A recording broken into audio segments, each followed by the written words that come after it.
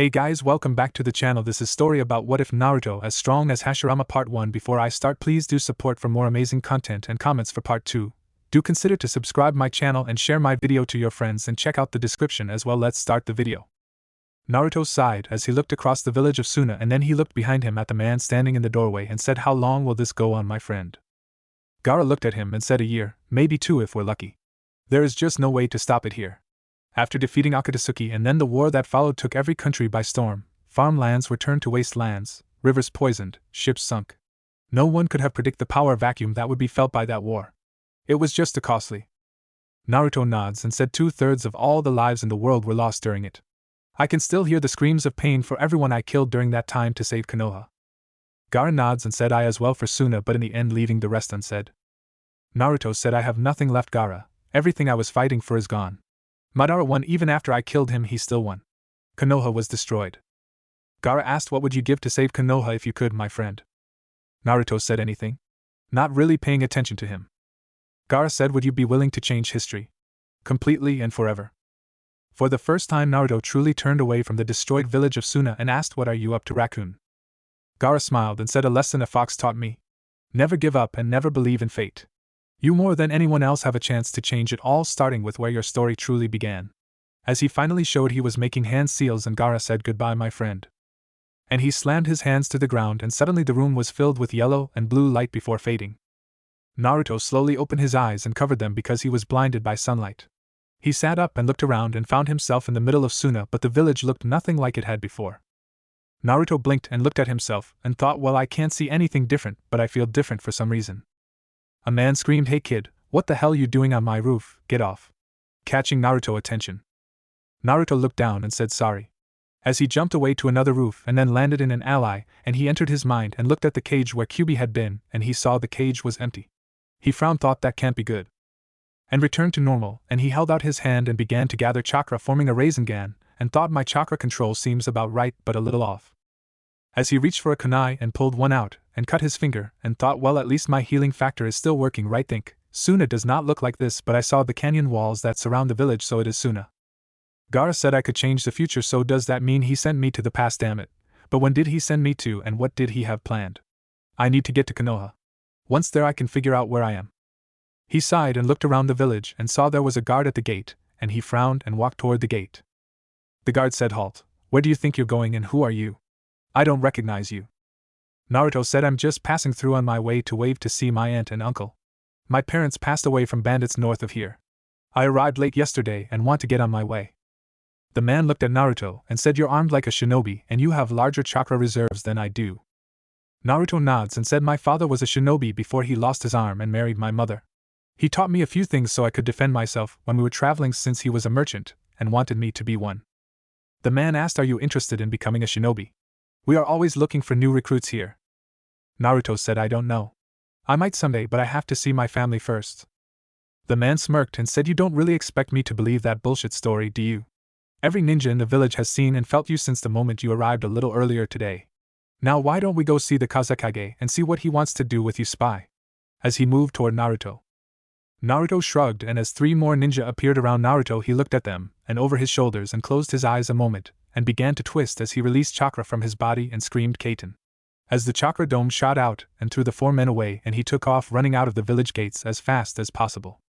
He ran for about an hour when he began to feel really tired and thought, shit, that took a lot more out of me than I thought it would.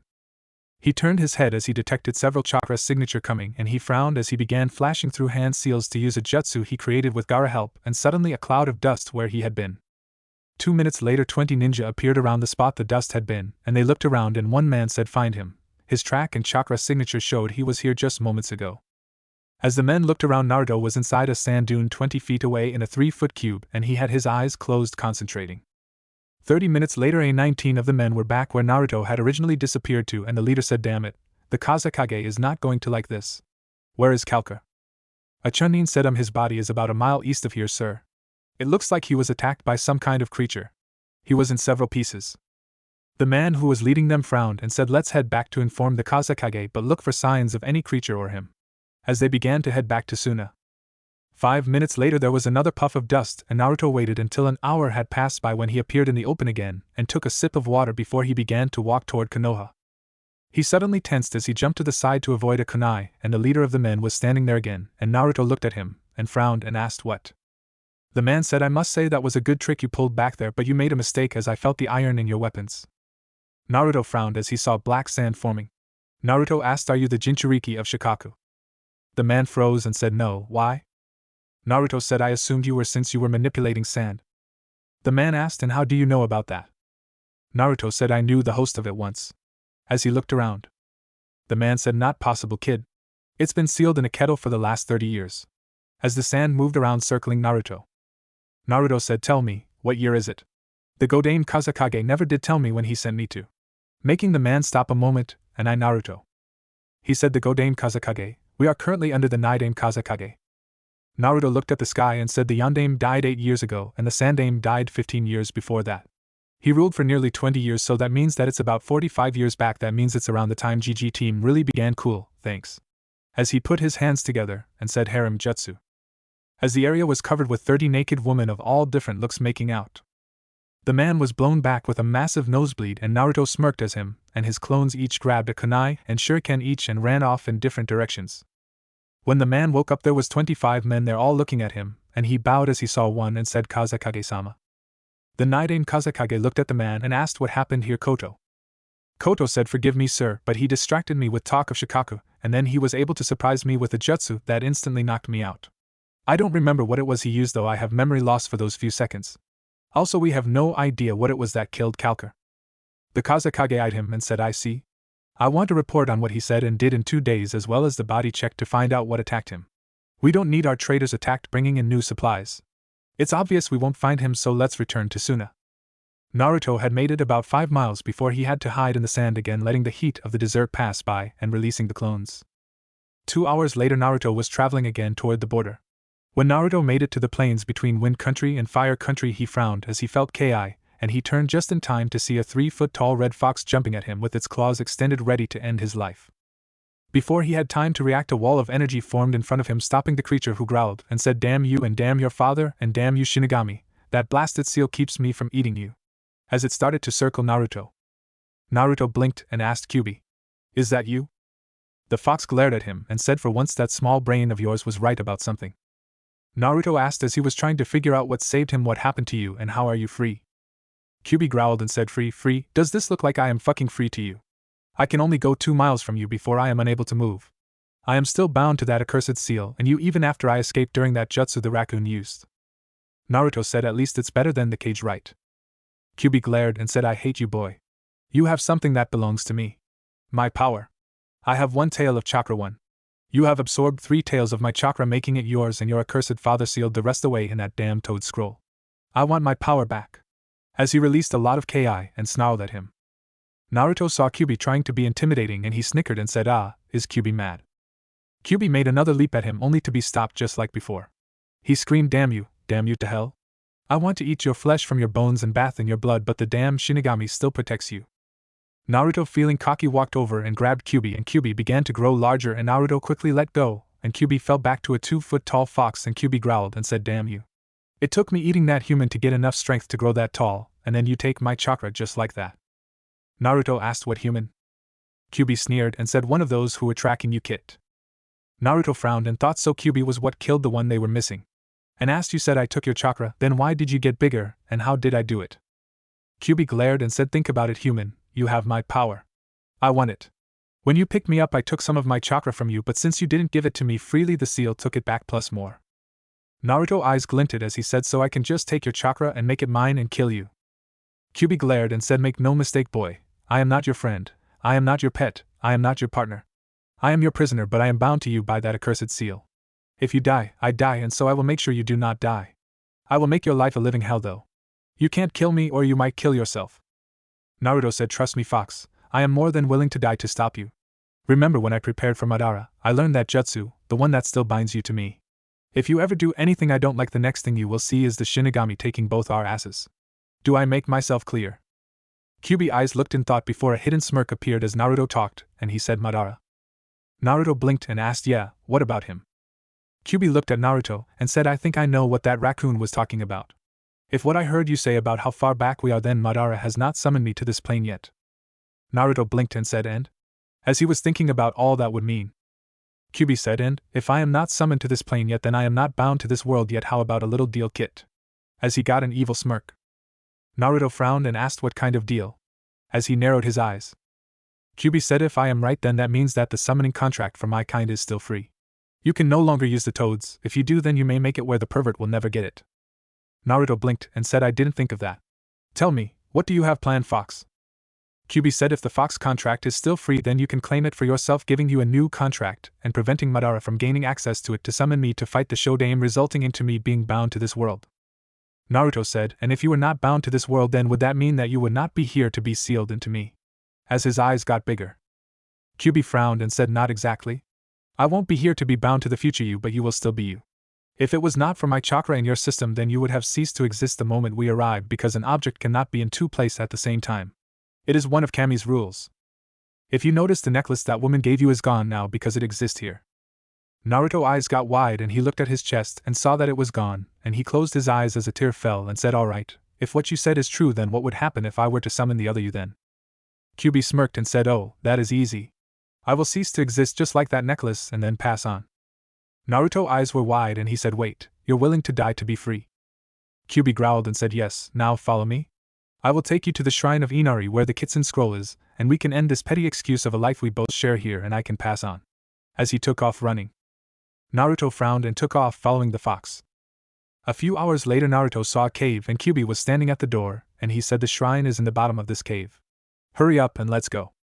Naruto looked at the fox and thought, could this be a trick? But if it's not, then I will be free of him forever, and then Madara won't use Kyubi, and my future life will be better. If I do this, then the future is changed. Naruto, after debating a few more seconds, nods to himself and began walking into the cave. 20 minutes later, he soon came across a torch-filled room and thought, wonder how those torches are still working, since it looked like no one has been here for years. As he removed a spiderweb from his body, Kyubi said, there it is, Kit, sign it and let's go outside to try it out. Naruto frowned and walked over to it and asked, are you sure about this, Kyubi? I mean, I don't want Madara to get you and then ruin my life, but are you sure you want to die? Kyubi growled and said, boy, I hate you and you hate me. Neither of us want to see the other's face again, so hurry up. Naruto sighed and unrolled the scroll and blinked as there was only one name on it, and thought, Inari, the god of futility and Kitsen. The name of a kami. As he bit his thumb and signed his name on the scroll and then placed his hand print on it. At that moment the cave glowed brightly and Kyubi screamed, no, this isn't supposed to happen. I was to be freed when the bond was broken, and oh, as he began to fade away. Naruto turned and saw him disappear, and he tensed as he felt something envelop him from behind, and a soft female voice said, be at peace, human. I mean you no harm, I am Inari.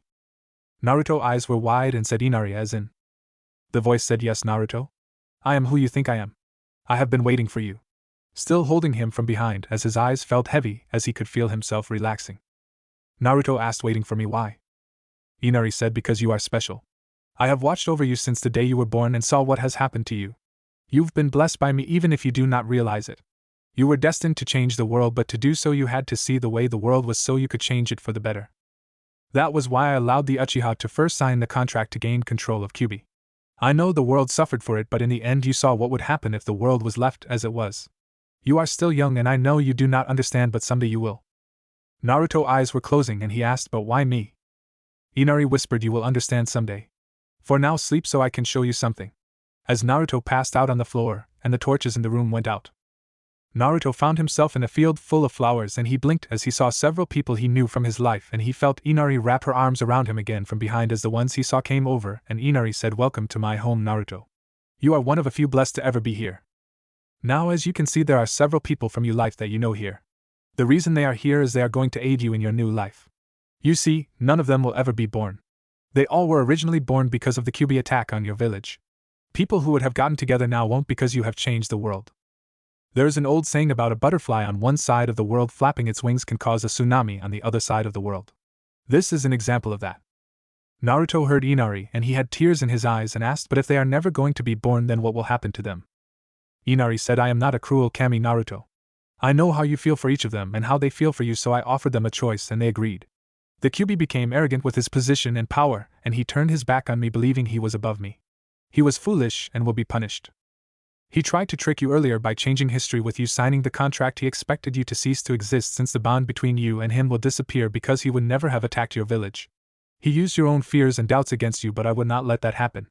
You are precious to me, Naruto, as is all kitsunes. Naruto said, but I am not a kitsune. Still looking at the people he knew as Inari held him from behind. Inari giggled and said, you are more kitsune than you know, Naruto. Those marks on your face are not from Kyuubi. They are from my blessing of you and choosing you as one of mine so I may watch you and see that you were truly worthy. You will live out your life as you see fit, and when you pass on you will come here to be with your friends and family in my home to enjoy your well-deserved rest, but you will also become something more. I will wait until then to tell you what it is, but know that your eternity will not be the pain you felt as a child. You will only find love and happiness here. Now as for your friends here, I will explain what is to happen to them, and the choice I gave them. You have signed the kitsune contract, which will become your family contract for as long as they live, so only you and your descendants may sign it. Now up till this point there has only been one kitsune in the summoning, and that was Kyuubi. I have taken your friends here and offered them to join you in eternity here, and they have agreed, and they and their families will aid you and yours by becoming your summon partners. Naruto's eyes were wide and he started to say something when Inari said, child, your worries and thoughts are not valid. I know you're worried about what will happen to them and if they get hurt, but do not worry. They are under my protection. Now as I said, they would not have been born now, but I allowed them to be reborn as kitsune. Here in this place they shall stay as you remember them, but when they are in the human world they will be in fox form. Now please step forward and tell him what you can do, my children. Naruto watched as they came forward and the first one said, hello, Naruto. Naruto said, Sakura-chan, as he choked on his words. Sakura smiled and said, I know, Naruto, relax, I am happy here and have been here since the day I passed on. Inari has taken care of me and the others very well, and we can only wait for you to join us here. My mother met my father after Kyuubi passed through her village, destroying it on his way to Konoha. He was a merchant that came to help repair it. Without them ever meeting I was not born. I will be a healer, Naruto, when you summon me. If you or someone is injured and need medical attention, just use about enough chakra for a regular Rasengan, and think my name, and I shall come. I want you to live a long and happy life with no regrets, and have many great adventures to tell us about and lots of little Narutos running around to annoy the future and you. As she turned into a two-tailed red kitsune before walking back to the others and changing back into herself. Naruto smiled sadly and the next figure stepped forward and Naruto asked, but you were nowhere near Konoha, so how could the Kyuubi have affected you, Haku? The person said, it wasn't exactly the Kyuubi but Madara that affected me, Naruto-kun. Remember, I came from the land of water and Madara was the Mizukage who started the bloodline purge. If it was not for that, then my mother would never have went into hiding and I would never have been born. I am glad to hear and see that you took my words to heart, Naruto-kun. Like Sakura, I take about the same amount of chakra and I am a water, wind, and ice fox. As he changed into a two-tailed white fox and walked over to Sakura and changed back human, and put his head on her shoulder, wrapping his arms around her waist. Naruto smiled at that, and the next person walked up and said, I see the flames of youth burn brightly in you, Naruto-kun. Naruto shook his head and said, some things never change, do they, Lee? Lee smiled sadly and said, and some things do. Unlike the others, I will be born innocent but never born. My mother was attacked by bandits on her way home to a nearby village a few months after the Kyuubi attack and was injured. Originally she died because of the injury, but a medic Nin who was returning from a mission to help victims of the Kyuubi attack who were disfigured came across her in time to deliver me, but since the medic won't be coming by I will die with my mother, and yet never be born. I do not regret the choice I made to agree to be a kitsune. I will require about as much chakra as your sexy no jutsu and like the others think my name. I am a speed freak even now. I will be able to move as I was in life. I can deliver messages or items, and do some quick attacks. As he changed into a brown fox with green on its paws. Naruto snickered at that as Lee smiled and walked over to the other two and changed back. Naruto looked sad a little as he looked at them and then looked at the other four people. As the next person walked over he said, Fate it seems is not without a sense of humor, huh? Naruto said, oh, Fate has a sense of humor alright, she just has a weird way of displaying it, Niji. Inari thought, true. Niji said, my fate is simple, really? My father and mother did not want to comfort each other after the death of everyone who died because of Kyuubi, and so I was not conceived. They would later have a daughter before my father died to save Hinata. I am a scout and can shut down some chakra holes, and I require about as much chakra as your Kaiten. Naruto saw as Niji changed into a gray fox and joined Lee, Sakura, and Haku. Naruto looked at the last three and thought this should be interesting. The next person walked over and said hello again, Naruto-kun. Naruto said hello to you as well, Yakumo, how are you? Yakumo nods and said, I am good. Like Niji, I was born when my clan tried to replace our numbers after the Kyuubi attack. Since there is no attack, my parents later had a son instead of me. I am a genjutsu fox, ironic, huh? I require as much chakra as a replacement, and calling my name. As she changed into a brown fox and ran over and jumped into Lee's arms, and Naruto thought, okay, did not see that pairing. Naruto saw the next person come over, and he asked, do I even want to know? The person said no, but I am going to tell you anyways. Naruto said, if you so much as mention the team name one time I will kick your red ass. The person said, and I was sure that you would forgive little old me when you learned the truth. Naruto glared and said, you tried to rape me to keep your cover. Then you tried to kill Sakura-chan. After that you stabbed Kiba. The person said, hey, the mutt deserved it after he groped my ass and I told you I was sorry. Besides, I always have a thing for a guy with large chakra reserves, and as for Sakura, I didn't hit anything vital.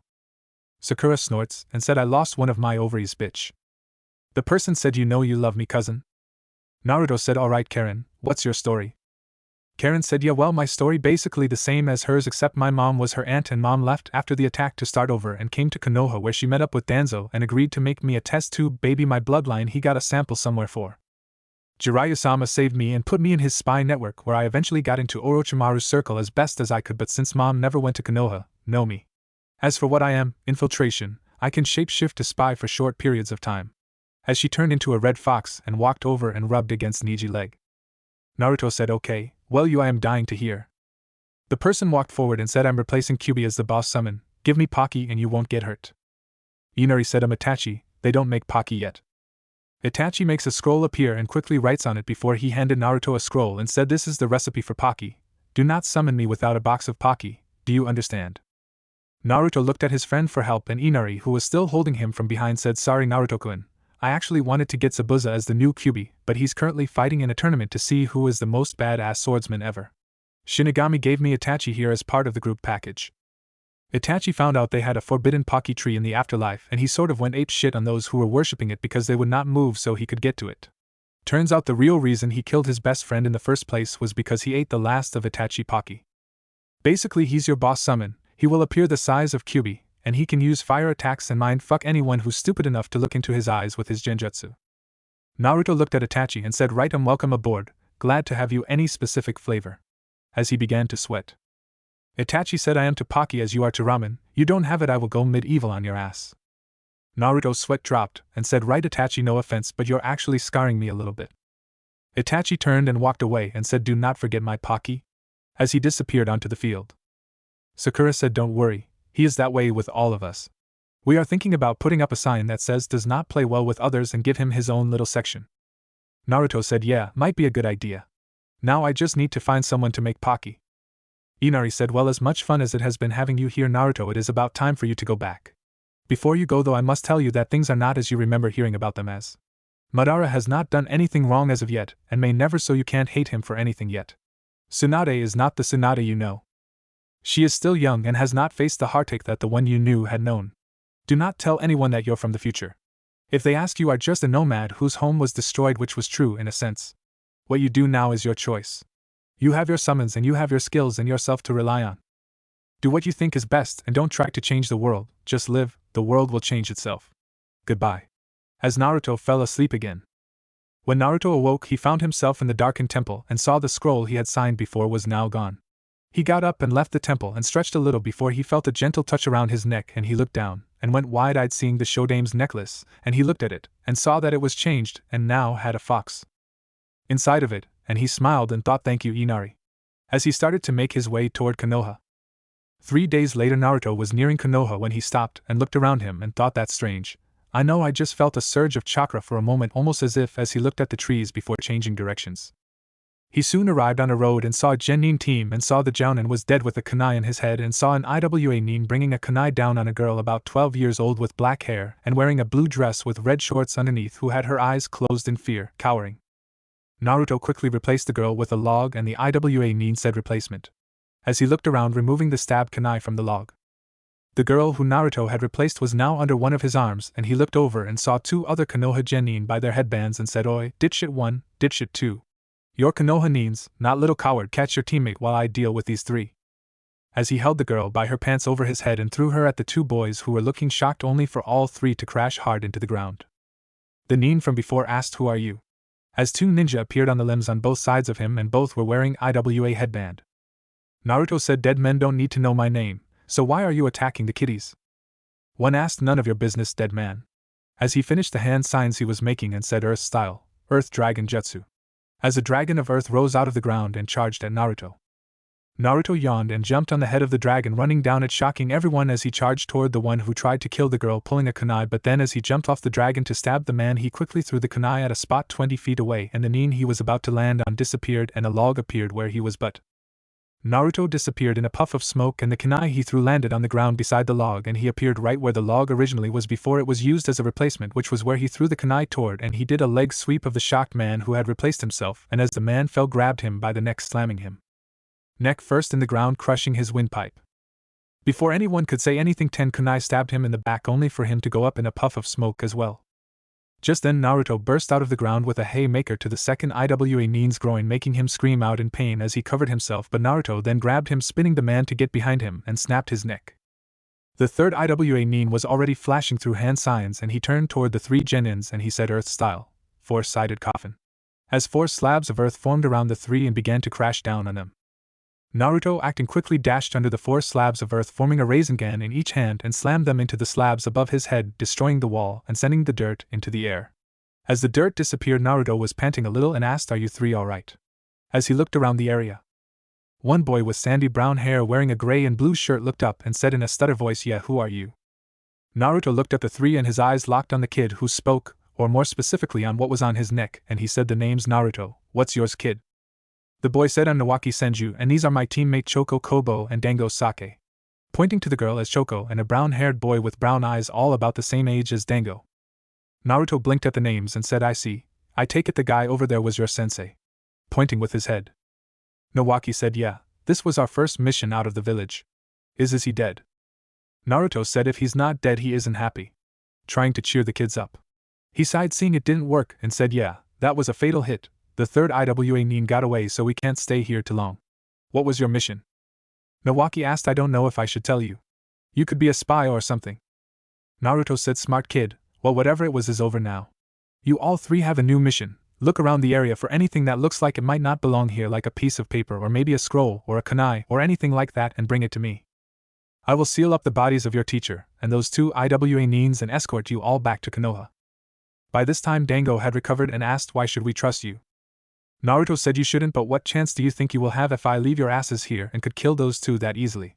You're 3 scared shit genin who just had your first taste of combat, your sensei dead, and odds are you can't find your way out of a paper bag, so either you listen to me and follow my orders or I leave your asses." Nawaki quickly said, "We will follow your orders." Naruto said, "Good, now move." As both boys got busy working, Naruto looked at the girl and said, "That means you also." The girl looked down and said as Naruto smelled something and took a closer look at the girl and sighed and thought, "Great."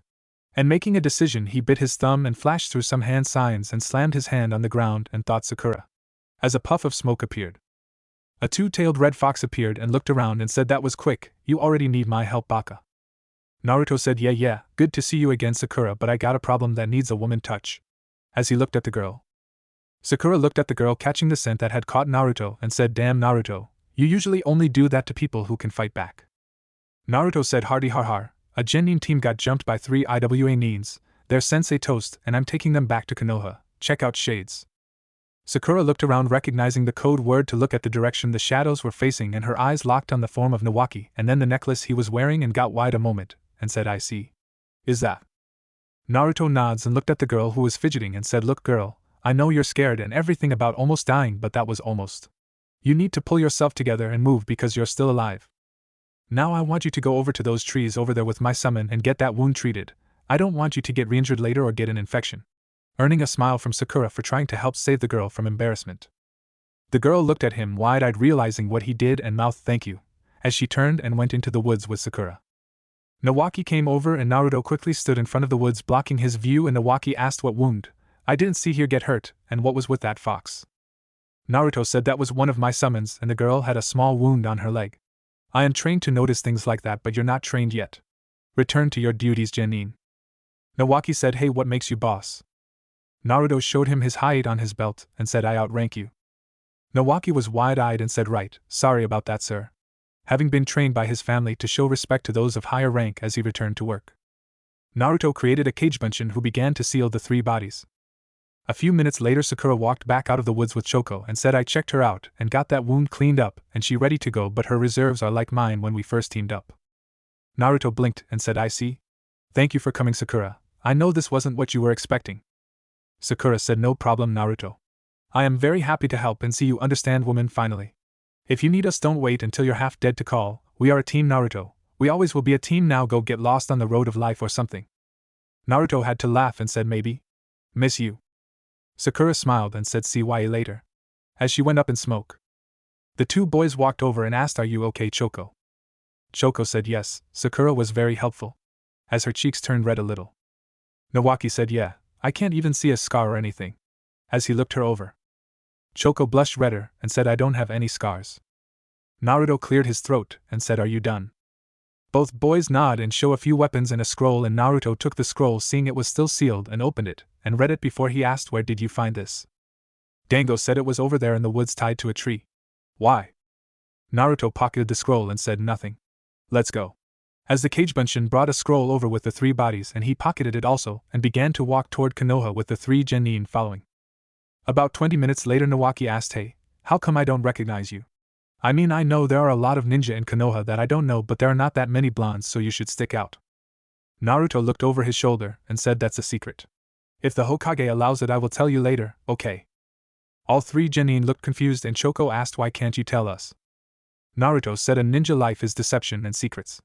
I have many secrets that I don't want to tell about, and you must learn to accept that. Nawaki asked how did you get a fox summoning? I've never heard of it before. Naruto frowned a moment, and said it's my family summoning and nobody knows I have it. I ask all three of you not to tell anyone about it because I want to keep it a secret. Not even the Hokage knows about it. Dango said but doesn't your family know you have it? Naruto said my family is dead. Shocking all three. A few minutes later Nawaki asked how did you beat those guys so fast back there? Naruto said it was just two Chunin and a Jounin and they underestimated me because of my age but the Jounin got away. Choco asked how old are you? Naruto said 17. Dango asked what's your last name Naruto? Naruto said I rather not say tell me, what skills do you three have? I mean what did your sensei teach you? Changing the subject. Nawaki said he taught us all three the leaf balancing and katan, phoenix fireball jutsu, target practicing and how to improve our taijutsu. Naruto nods and asked what else? All three looked confused and Dango asked what do you mean what else? Naruto actually stopped walking and looked back at them and said I know you're in a clan Nawaki but are the other two also? Both shook their head no and he asked do you have ninja parents? Dango said no, besides the clans everyone who just came out of the academy this year is from non-ninja family. Don't you know that? Naruto asked do you know the basic three?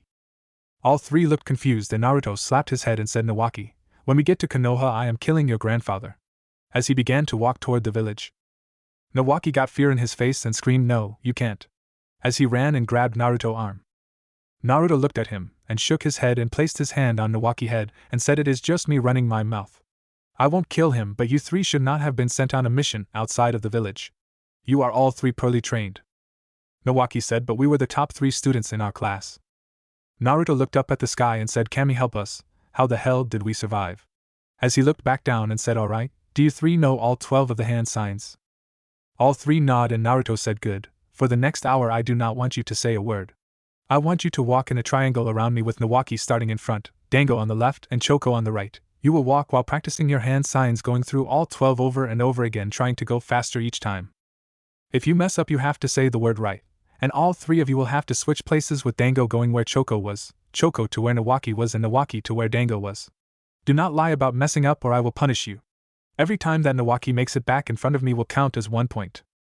By the time we get to Konoha every point you have will be 1 hour of running from the Hokage Mountain to Training Ground 1. However I will be timing you from your starting speed on the hand signs and if all 3 of you can decrease your 12 hand signs to less than 5 seconds I will teach you a jutsu that will make you stronger and make you better ninja. Do you all 3 understand? All 3 looked at each other and Nawaki asked why are you telling us all this Naruto? Naruto said until the Hokage says otherwise that is Naruto-sensei to you genin. All 3 eyes lighted up and Choco asked are you really going to be our new sensei?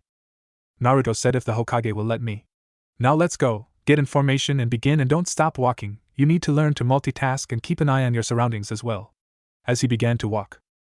4 hours later the gates of Konoha came into view and as they arrived at the gates and there were 3 people standing at the gates and Naruto I twitched and never thought I see the day Gigi did gate duty, or see those 2 bastards young.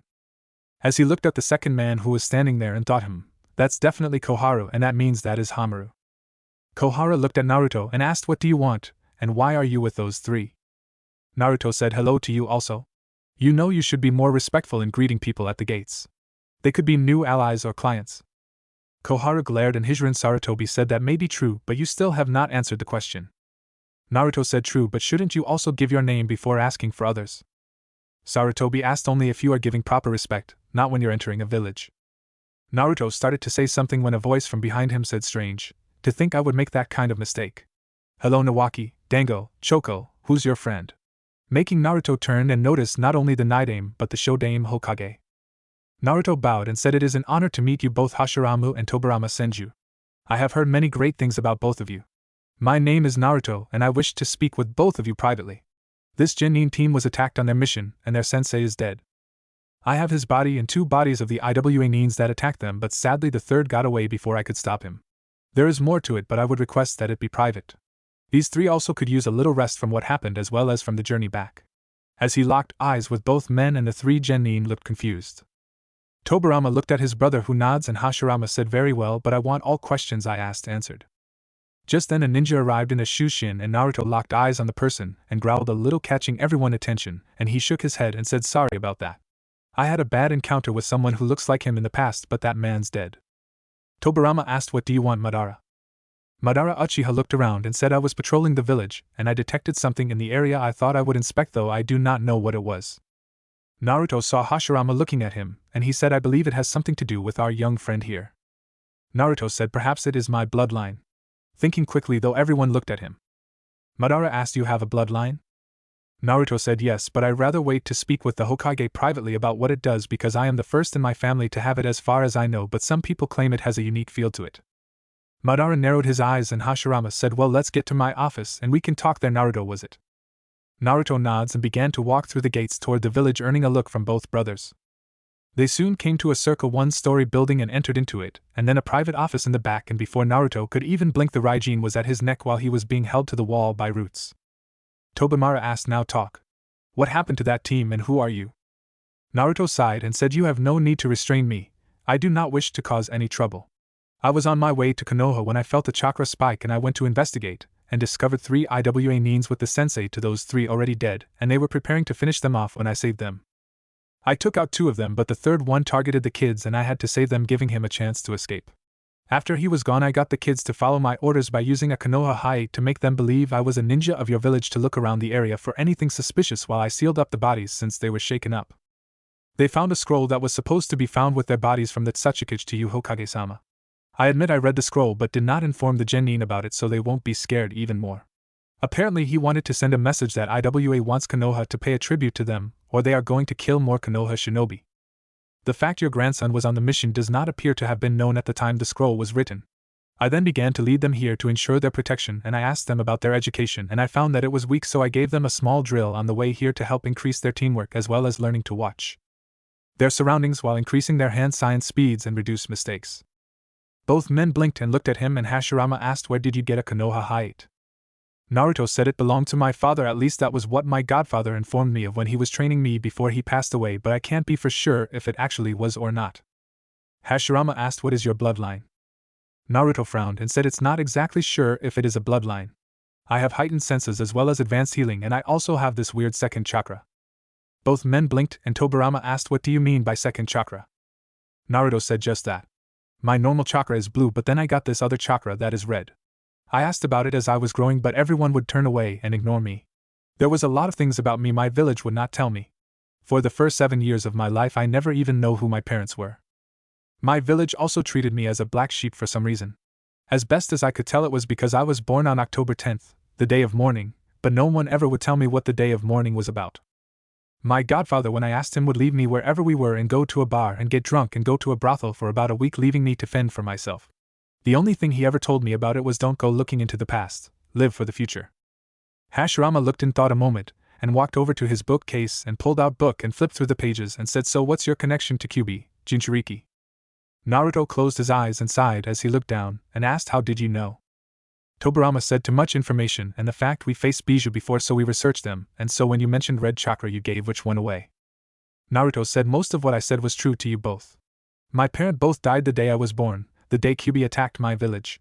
My mother went into labor and my father delivered me, but because of complications my mother passed away. My father was the leader of our village, and he used a forbidden jutsu to summon the Shinigami, and sealed the Kyuubi into me at the cost of his life. Because he did not go face the Kyuubi at the beginning of the attack, and because of me holding it, my village for the most part hated me and made my life hell. I was an orphan because no one would adopt me, and I lived on the streets from the time I was 4 until 7 when my godfather returned to the village, and he took me away to train. The first place we went was a temple. It was there that a ritual was performed on me. I don't remember what it was they did, or what happened, but instead of having the full power of the Kyuubi in me, I only had half his chakra, and I also had the summoning contract for Kitsuns. I don't know what happened to the Kyuubi who attacked my village, but he was replaced with another Kitsune who became the new Kyuubi, and is my boss summon he nothing like the stories of the other Kyuubi I heard about. Hashirama asked what was the name of your village.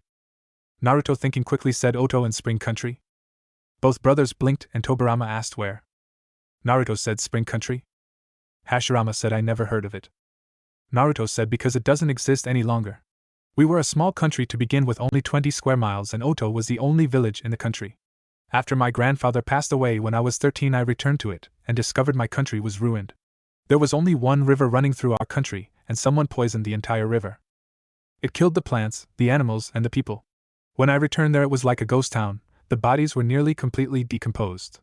I went through the village looking for anything to tell me what happened or who did it, and all I found was the leader who took over after my father at his desk, dead, with his journal there on the desk.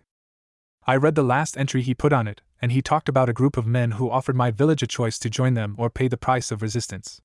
They wore black cloaks with red clouds and called themselves Akatsuki. Tobirama looked confused a moment, and said Red Dawn, that's.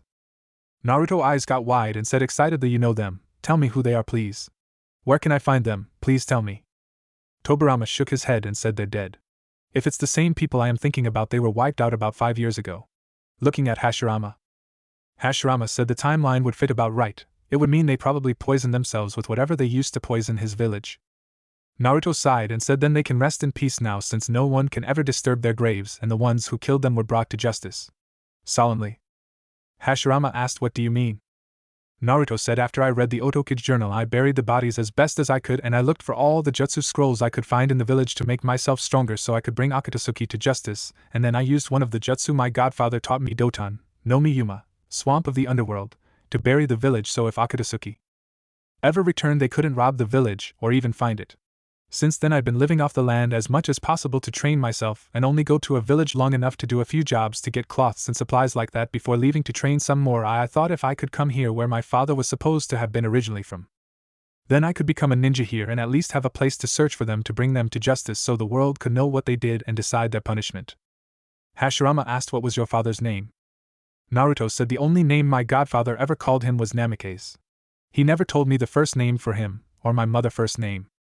Tobirama blinked and said do you know if he had any other family, Naruto? Naruto said as far as I know, no. Like I said, my village for the most part didn't like me for Kyuubi, and would not tell me anything if they could keep from it. I was hoping I could pass it off as a bloodline so nobody here would hate me for it. Hashirama walked over to Naruto, and he said interesting. As he pulled out the fox necklace and said it seems mine isn't as rare as I thought it was. Do you know what this is? Naruto said yeah, it's a focusing crystal that helps me to control the chakra of the Kyuubi that is inside of me. I have already absorbed 3 taels worth, but I am having trouble with the last tael and a half. My coils are already huge, and since I am already 17 they have started to harden. Hashirama asked where did you get it? Naruto said I got it at the temple I was taken to by my godfather. I don't know where it was, besides it was on an island about 2 weeks out to sea. Hashirama nods and said most likely one of the lost temples of Inari. So since you have no need for revenge. Naruto quickly said justice, not revenge. Revenge is when you want to get even with a person who has wronged you. Justice is bringing those who have done wrong to be judged for their crimes. I was never an avenger. Hashirama smiled a little at this as he faced away from Naruto, and said well, now that your need for justice is over, what do you plan? Naruto was silent for a moment, and said that depends on you. Tobirama asked what do you mean? Naruto asked I mean are you going to tell everyone about me being a Jinchuriki? I've had my share of fear and hatred for something I never did. I don't want to face that again if I can keep from it. Hashirama said no, I don't see any reason to. I know that if word got out about an actual Jinchuriki that the other villages will try to use the bijou they have to make one themselves. Naruto said not a smart move on your part then when war is coming. Huh? Hashirama looked at him and asked war, what war? Naruto gave him a deadpan look and said the one your grandson almost died to help fund. Why do you think IWA is trying to make you give them a tribute? I can tell you from what I saw, war is coming, The other countries are storing more resources than they usually do and are increasing their training while pressuring smaller villages to pay for their protection or doing raids. It's like they're waiting on a flashpoint to start it. Something that will start what could be a great shinobi war. Hashirama frowned and said, so you have seen this with your own eyes? Naruto said, a little. Like I said, I tried to stay out of the way as much as possible the last few years to get stronger, but yeah, I seen enough to know what's going on. Tobirama said, so the intel is right. Hashirama said, yeah, we need to start preparing ourselves. So what about you, Naruto? What are your plans? Naruto said, well, I sort of told that team I would be their sensei until you said otherwise. I mean, they only know one chakra control exercise and one elemental jutsu, and they don't even know the basic 3. If that is the standard of genin, I hope there is a surplus of body bags because they're all dead. I've fought bandits with more training than that. Hashirama frowned a moment and asked, how good are you? Naruto said, at least high chunin to low jounin, though I think I am actually higher than that. I usually try to keep from situations where word about me would draw attention to me. As the roots holding him on the wall uncoiled and he dissolved into sand and a puff of smoke was heard across the room and a plant in the corner turned into Naruto. Tobirama said, so you never were trapped. Naruto said, give me some credit. I walk into the village where there are 2 bloodlines who could detect the Kyuubi chakra with the grandson of the Kage like it was nothing. I knew the moment you appeared behind me talking about a mistake that I would either have at least an interrogation and at worst have to fight my way out of the village. By the way, the security around the village sucks. The 3 patrol teams you got outside of the village are moving in a Sharingan pinwheel pattern with teams of 2 who can't even suppress their own chakra or know the definition of stealth. Hashirama smirked and said, and yet you chose to come into the village knowing all that. Naruto said, I may have been an idiot when I was younger, but after seeing everything precious to you dead, you grow up real quick. I may have been hated in my village, but I did have people I care for deeply and would die for. If I would have made a run for it, then you would have had every ninja in the village after me, would have interrogated those 3 kids and found out about my summon, and then I would have had a page in the bingo book that would make the rest of my life hell. The only option I had to ever have a chance for a new life was to come in and either tell the truth or, Hashirama said, or try to give a half-truth hoping that we never found out. Naruto nods and Hashirama said, alright, all information about you being a Jinchuriki will remain a secret between the 3 of us.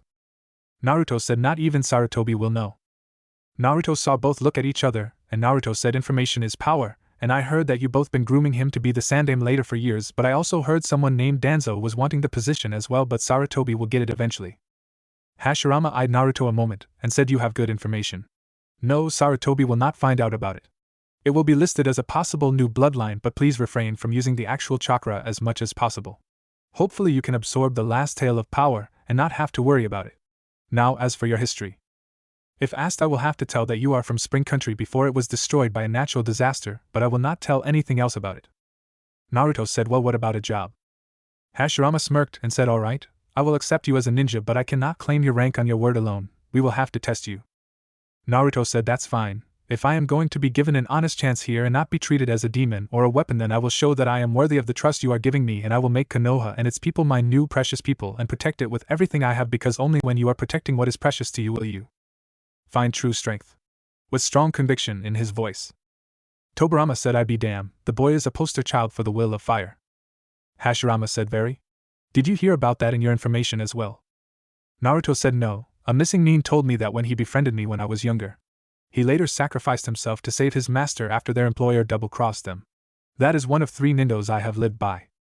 The other 2 are those who don't follow the rules are trash, but those who abandon their comrades are worse than trash, and the last one is I never go back on my word. Hashirama said, those are some very good nindo to live by. Now if you don't mind, may I have those scrolls you told me about earlier? Naruto hands him the 3 scrolls and Hashirama said, brother, take him to the guest house on our land and have someone bring him some food. Tomorrow we will test you on your skills, and if you are as good as you claim, I will allow you to take over training team 2. Naruto asked, is that the team I brought in? Hashirama said yes. And Naruto nods with a small smile on his face and followed Tobirama out of the office, and Hashirama thought, that boy is different, but I can't tell he means any harm even if he was not telling the entire truth. I wonder if he is related to him though. As Naruto followed Tobirama, he asked, can you tell me anything about who I might be facing tomorrow? Tobirama said, I don't know yet. You will have to wait until tomorrow. As he smiles and nods to a few people as they walk through the street. Naruto nods as well and notice a few women look him up and down, and he asks, so now that we are away from your brother, what do you honestly think of me? Tobirama said, I don't trust you. I won't until you prove that you can be trusted. It's not because of your bloodline either. It's just the timing and your appearance to save my grandnephew is a little too convenient. Naruto said, I see. Can you tell me a little about this village? I mean, where can I get supplies and how do I go about getting a place for myself? Tobirama said, we will worry about that after your evaluation tomorrow. For now you are to stay at the house that we are letting you use. Consider it house arrest for now. Naruto snorts and said, fine, but you will see that I am not as bad as you're afraid of. Hell, you might even someday call me a friend. Tobirama looked at him and said, we will have to see about that. Naruto growled again and said, hello, Uchiha, as he turned and looked at the roof behind him. Tobirama also turned and saw Madara there, and Madara said, I am impressed you could detect me. Naruto said, I am surprised you can actually see me, making Madara eyes wide a moment. Tobirama asked, what do you need, Madara? Madara said, I just wanted to find out about our guest. Tobirama said, well, why don't you come by Training Ground 7 tomorrow around 10 a.m. Naruto here has asked to join our village after his country fell to a natural disaster, and so we are going to see what rank he should be. Madara said, I believe I will, though I hadn't heard of any natural disaster. What country you from? Naruto said, Spring Country. Madara blinked and said, I never heard of it. Tobirama said, really, Hashirama and myself been there before it was destroyed, pretty place. I was actually saddened to hear about its destruction. Naruto kept the smirk of his face and Madara said, I see, it is a shame then that I never got to see it then.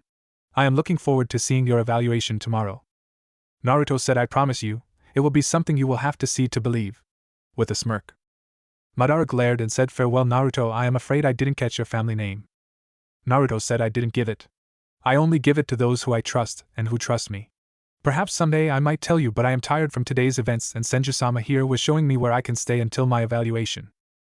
Tobirama said, right Naruto, follow me, good day Madara. As he began to lead Naruto away. After they left, Madara narrowed his eyes and he thought, I will show you to respect me, boy. After Naruto and Tobirama was away from Madara, he turned and asked, what's your problem? Naruto said, every Uchiha I have ever met have had one thing in common. They all think they are superior to everyone and their thirst for power and revenge is dangerous to themselves and everyone around them. I faced all 5 levels of that cursed bloodline before, and I have to say that I prefer a Hyuga over an Uchiha any day, and the Hyuga enslave half their family, and I dislike slavery, so you can guess where they rank in my book. Tobirama shook his head and then blinked at something and asked, 5, but there is only 4 levels to the Sharingan. Naruto said, you're wrong, there is a 5th level and it comes at almost as big a price as the 4th level. Tobirama stopped and looked at Naruto and asked, do you know how the Uchiha get the Magnikyu Sharingan? Naruto grabbed his shirt and pulled it up, showing the wound near his heart, and said, yeah, I do. As he dropped it back down. Tobirama looked around and said, follow me. As he quickly led away from the main street out toward the woods. Naruto followed and soon they came to a clearing in the woods and he said, all right. This is part of my clan property, and no one else will come here, so spill, what do you know about the Sharingan? Naruto said, I know that the only way to activate the damn thing is to put yourself in danger where you honestly expect to die. Then you progress up to 3 tomas with facing stronger and faster enemies. The 4th level is obtained by feeling guilt over killing someone precious to you like your best friend, and the 5th level is obtained by as he shut up. Tobirama said, yes, what is it? Looking extremely interested. Naruto said, no, I will not tell you that because even here I can't be sure that someone can hear. The price for it is as bad as the 4th, but with it comes abilities that makes a Bija look weak. I only know of one person who has ever obtained that level of Sharingan, and after he obtained it he slaughtered everyone in his clan and his village except a pair of brothers. He kept them around in case he ever needed to replace the eyes he had. In the end the brothers turned on each other trying to get enough power for revenge, and that scar you saw on my chest was where the younger one tried to gain the Magnikyu to catch up to his brother in strength. In the end the older brother allowed the younger to kill him together me, and the younger brother took out the one who had the 5th level, but the cost was someone I considered a friend giving his life to kill his own great-grandfather. Yeah, he tried to kill me to gain the Magnikyu, but I still considered him my friend, so I ask, please respect my wish to never reveal the secret to the 5th level. Hopefully the Uchiha in this village will not take the same road as the ones I met before. Tobirama said, you do realize that by taunting Madara you are probably making him your enemy. A very dangerous one.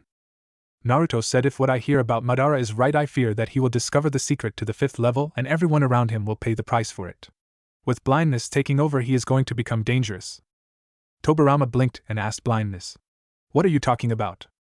Naruto said, power comes at a price, no matter what it always comes at a price. Yes, you have to kill your best friend to reach the 4th level, but every time you use either of the special abilities that come with that level, that it becomes weaker and weaker until darkness is all you see.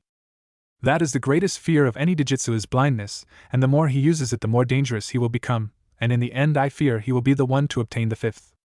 Tobirama shook his head and said, you know more about the Uchiha than anyone outside of my brother and the Uchiha themselves. Naruto said yeah, you have to when you got friends like I had. Tobirama smiled and said come on, let's go get you settled in. As he led Naruto away. A bird sitting on a branch nearby flew into the air and began to fly away only for a blade of wind to slice its head off and the bird body fall to the ground below. A cage bunshin walked over and looked at the bird and said so, the raven contract goes back this far huh? Sorry but I can't let that info get out. As he went up in smoke. The bird on the ground slowly dissolved into chakra and disappeared never to be seen again. Naruto shook his head when he got the memories from the clone and thought curiosity killed the cat Madara. Good thing I can detect chakra up to a mile thanks to my sage training. They soon arrived to a small cottage and Tobirama said this is where you will be staying. Do not leave sight of this cabin and someone will bring you something to eat a little later. The cottage has hot water so you can take a shower and relax if you want. Naruto said thank you.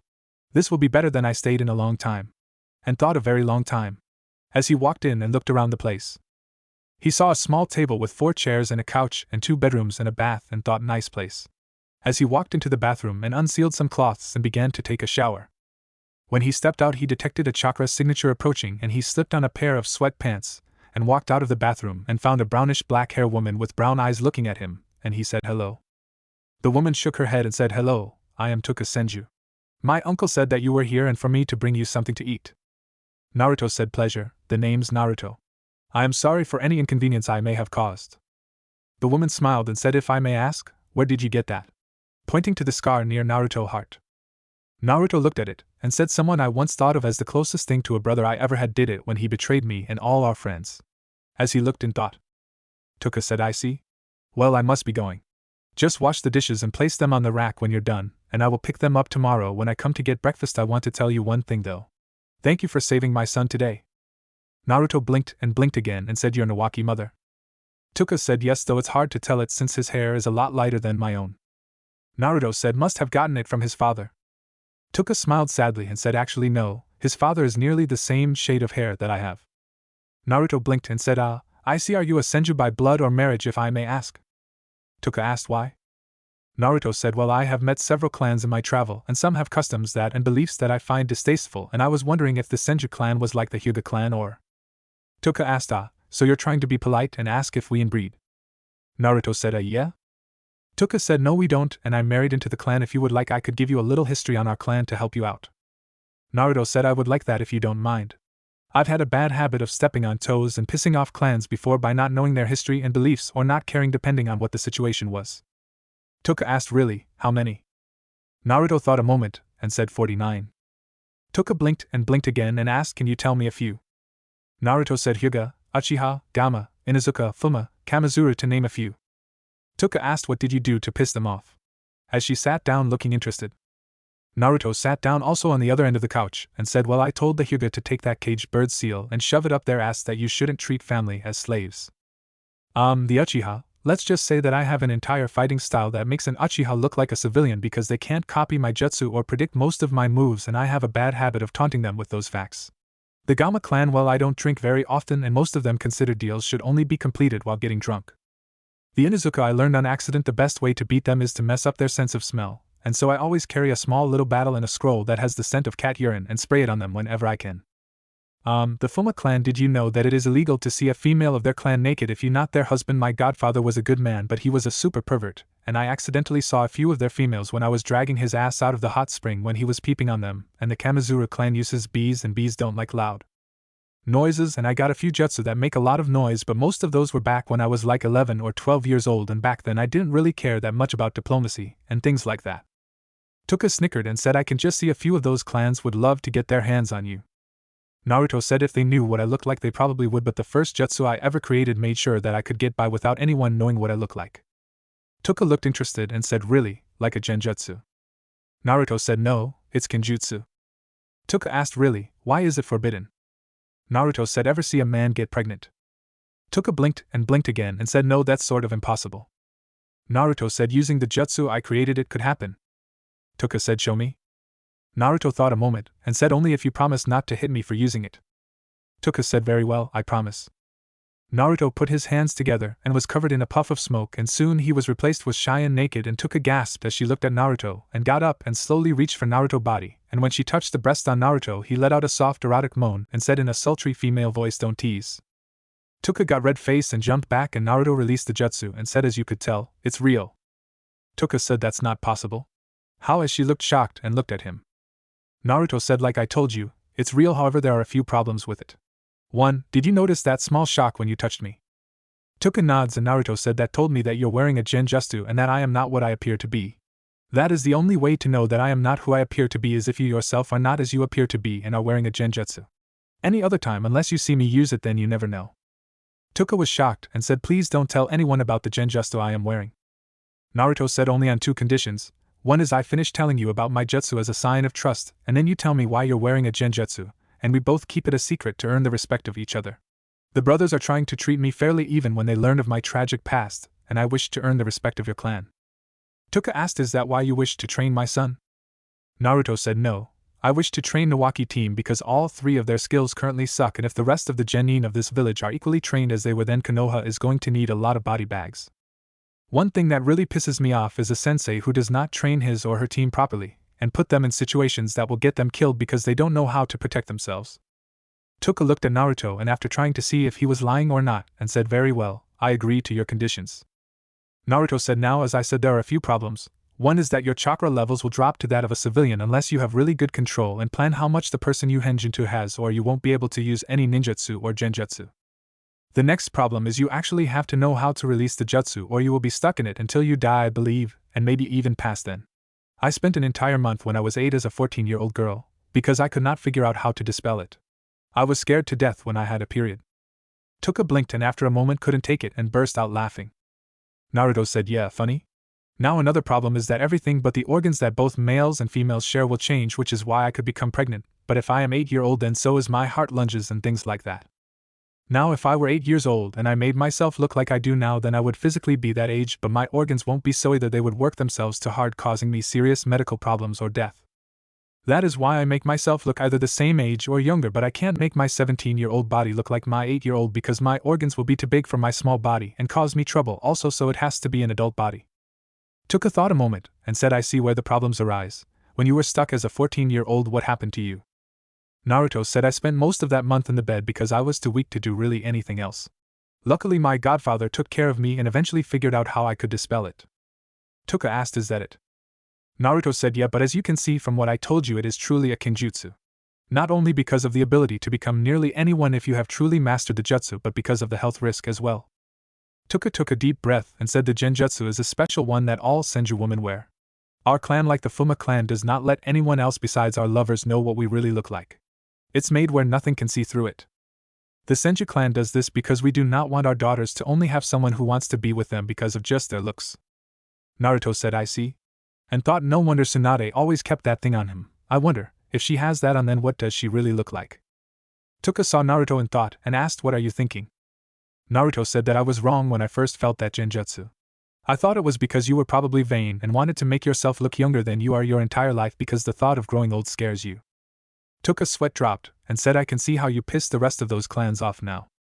Naruto shrugged and said, I think I do pretty good considering my lessons in manners, politics, and procedure came from a man who spent most of his time peeping on women, getting drunk and hanging around in brothels. If I didn't have the convictions I do, then odds are I would have followed in his footsteps and became the world's next super pervert instead of a pervert basher. Tuka asked, pervert basher? Naruto said, yeah. Come to my match tomorrow, and if the person I have to fight is a guy, I will show you. Having to drag my godfather ass out of those brothels and hot springs earned me a lot of favors from some of the ladies in them, and they gave me tips to use men's own perverted natures against them. In fact, I have around 30 jutsu just for that purpose. Tuka shook her head and said, I don't know if I should respect you or hit you. Naruto said, that's the general reaction I get from women. A voice from the kitchen said, very true, Naruto. Startling Tuka as she looked over and saw a red two-tailed fox. Naruto asked, what are you doing here, Sakura-chan? Sakura said, I came to find out how things went. I was worried that you might have had some trouble after what happened earlier today. Naruto said, well, the brothers know about what my father did the day I was born, and I told them about my home village of Oto in Spring Country, and how it was destroyed by Akatsuki. Sakura said, I see. Hello miss, I am Sakura, one of Naruto's summons. Tuka said, Tuka Senju, and Naruto here was just telling me about his pervert bashing skills. Sakura laughed and said, yes, I used to knock him upside the head for them because of how it could be considered disrespectful to women, but I have to say that they work, and they helped him actually save a couple of women who were captured by slave traders. Especially when he allowed himself to be captured using them so he could get those girls out of the camp and back to their family. Tuka said, I see he's not what I was expecting when I came here today. As she looked over at him. Sakura said, when we were younger he was known as the #1 hyperactive surprise ninja. Naruto said, I was also known as the prank master from hell, but nobody ever remembers that. Sakura said, please, I think people were still trying to get paint of the mountain after you graffiti it 5 years later. Tuka laughed and asked, so how long have you known each other? Sakura said, we're family. We've known each other since we were children. He saved my life more times than I can remember. Naruto said, and you saved mine also. Sakura said, yeah, you need a medic watching your back 24/7. Naruto said, why you? Earning a laugh from Sakura and Tuka. Sakura said, so are you joining the village here or what? Naruto said, I am going to be evaluated tomorrow to see if I am as good as I claim. I told them I was high chunin to low jounin. If I am, then I will take over as sensei for Team 2, which was the team I saved earlier. Sakura gave him a deadpan look and said, so you're going to be a sensei for sure, huh? Naruto said, most likely. Tuka asked, are you that sure of your skills, Naruto? Naruto and Sakura both turned to her with deadpan expressions, and Sakura said, yeah, you can tie both his arms and legs together, cut off half his chakra and blindfold him, and he will still beat whoever ass he faces. Tuka raised an eyebrow and said, then I will see tomorrow. I must go and finish up at the house before I turn in for the night. Good night, Naruto, Sakura. As she left. Once she was gone, Naruto asked, so why are you really here?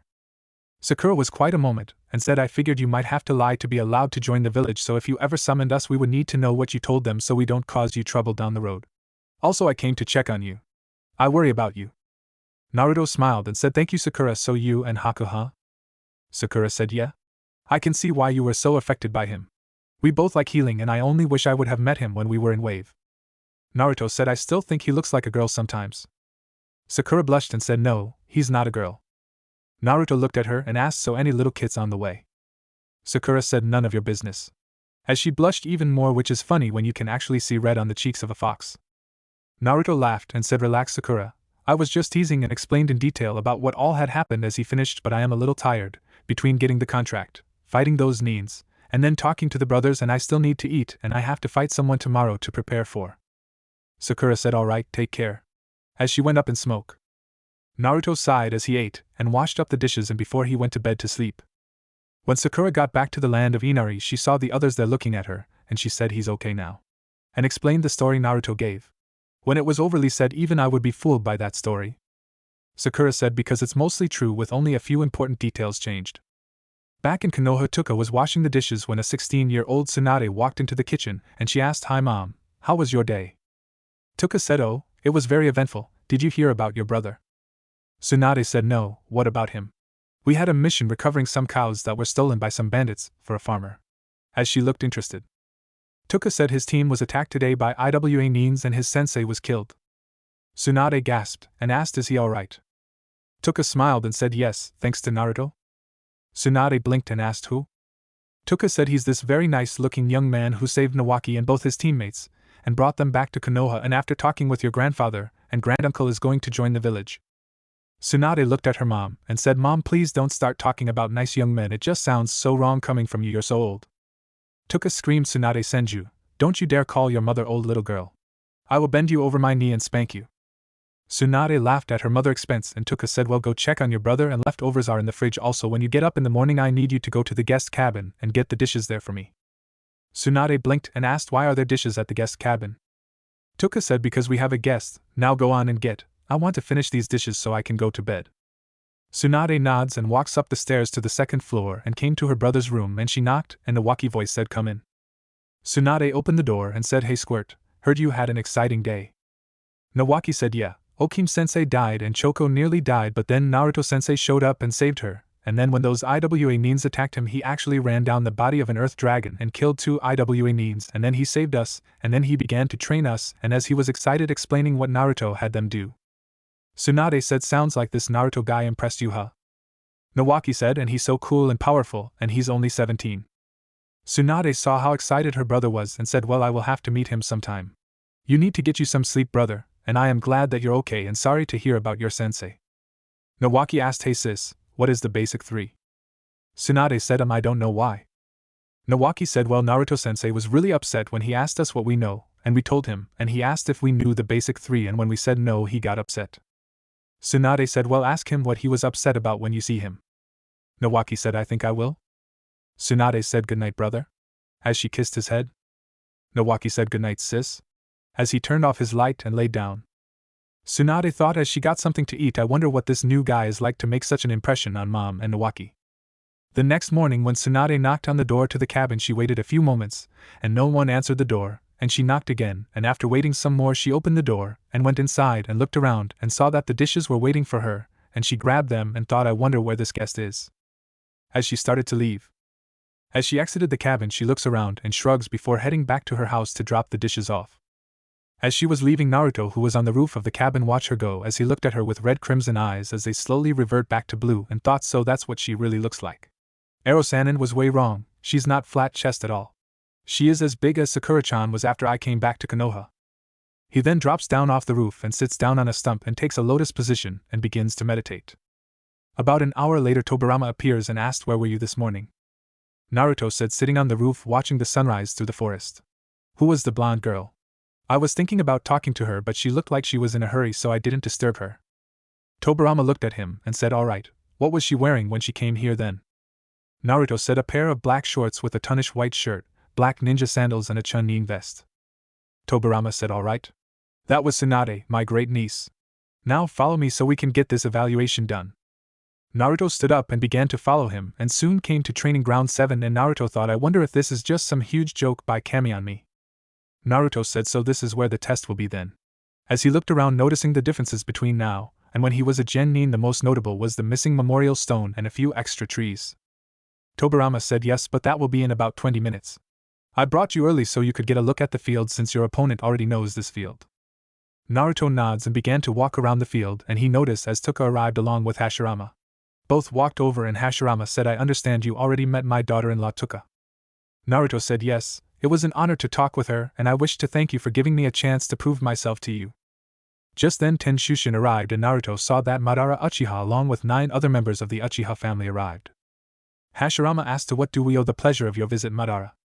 Madara said, I came to see the evaluation of this young man and was invited by Tobirama, and I thought it would be a good idea to allow some of my clan to see him and understand his style should we ever be teamed up together.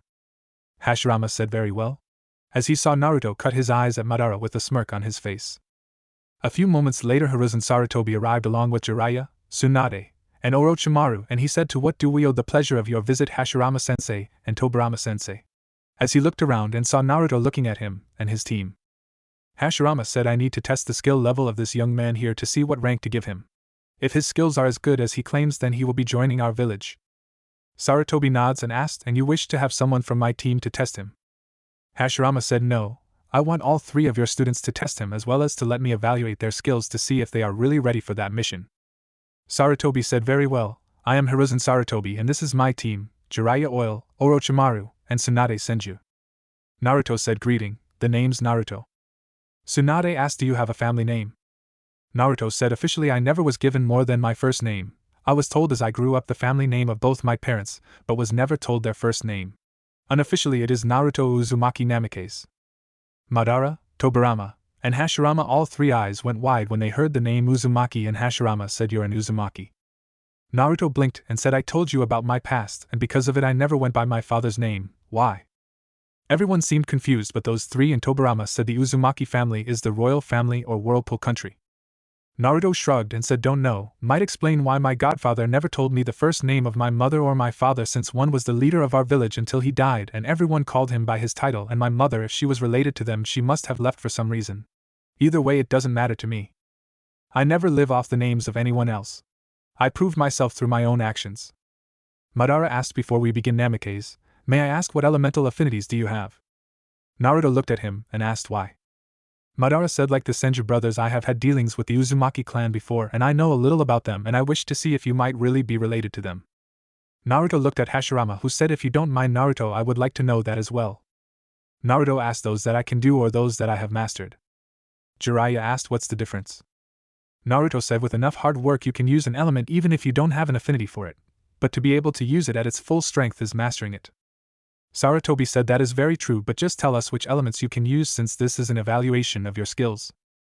Naruto shrugged and said my primary element is Futon fully mastered and I have 2 secondary elements in Suiton and Doton with near mastery on both, and I also can use some Hayaton, Sabaku, and Mokuton.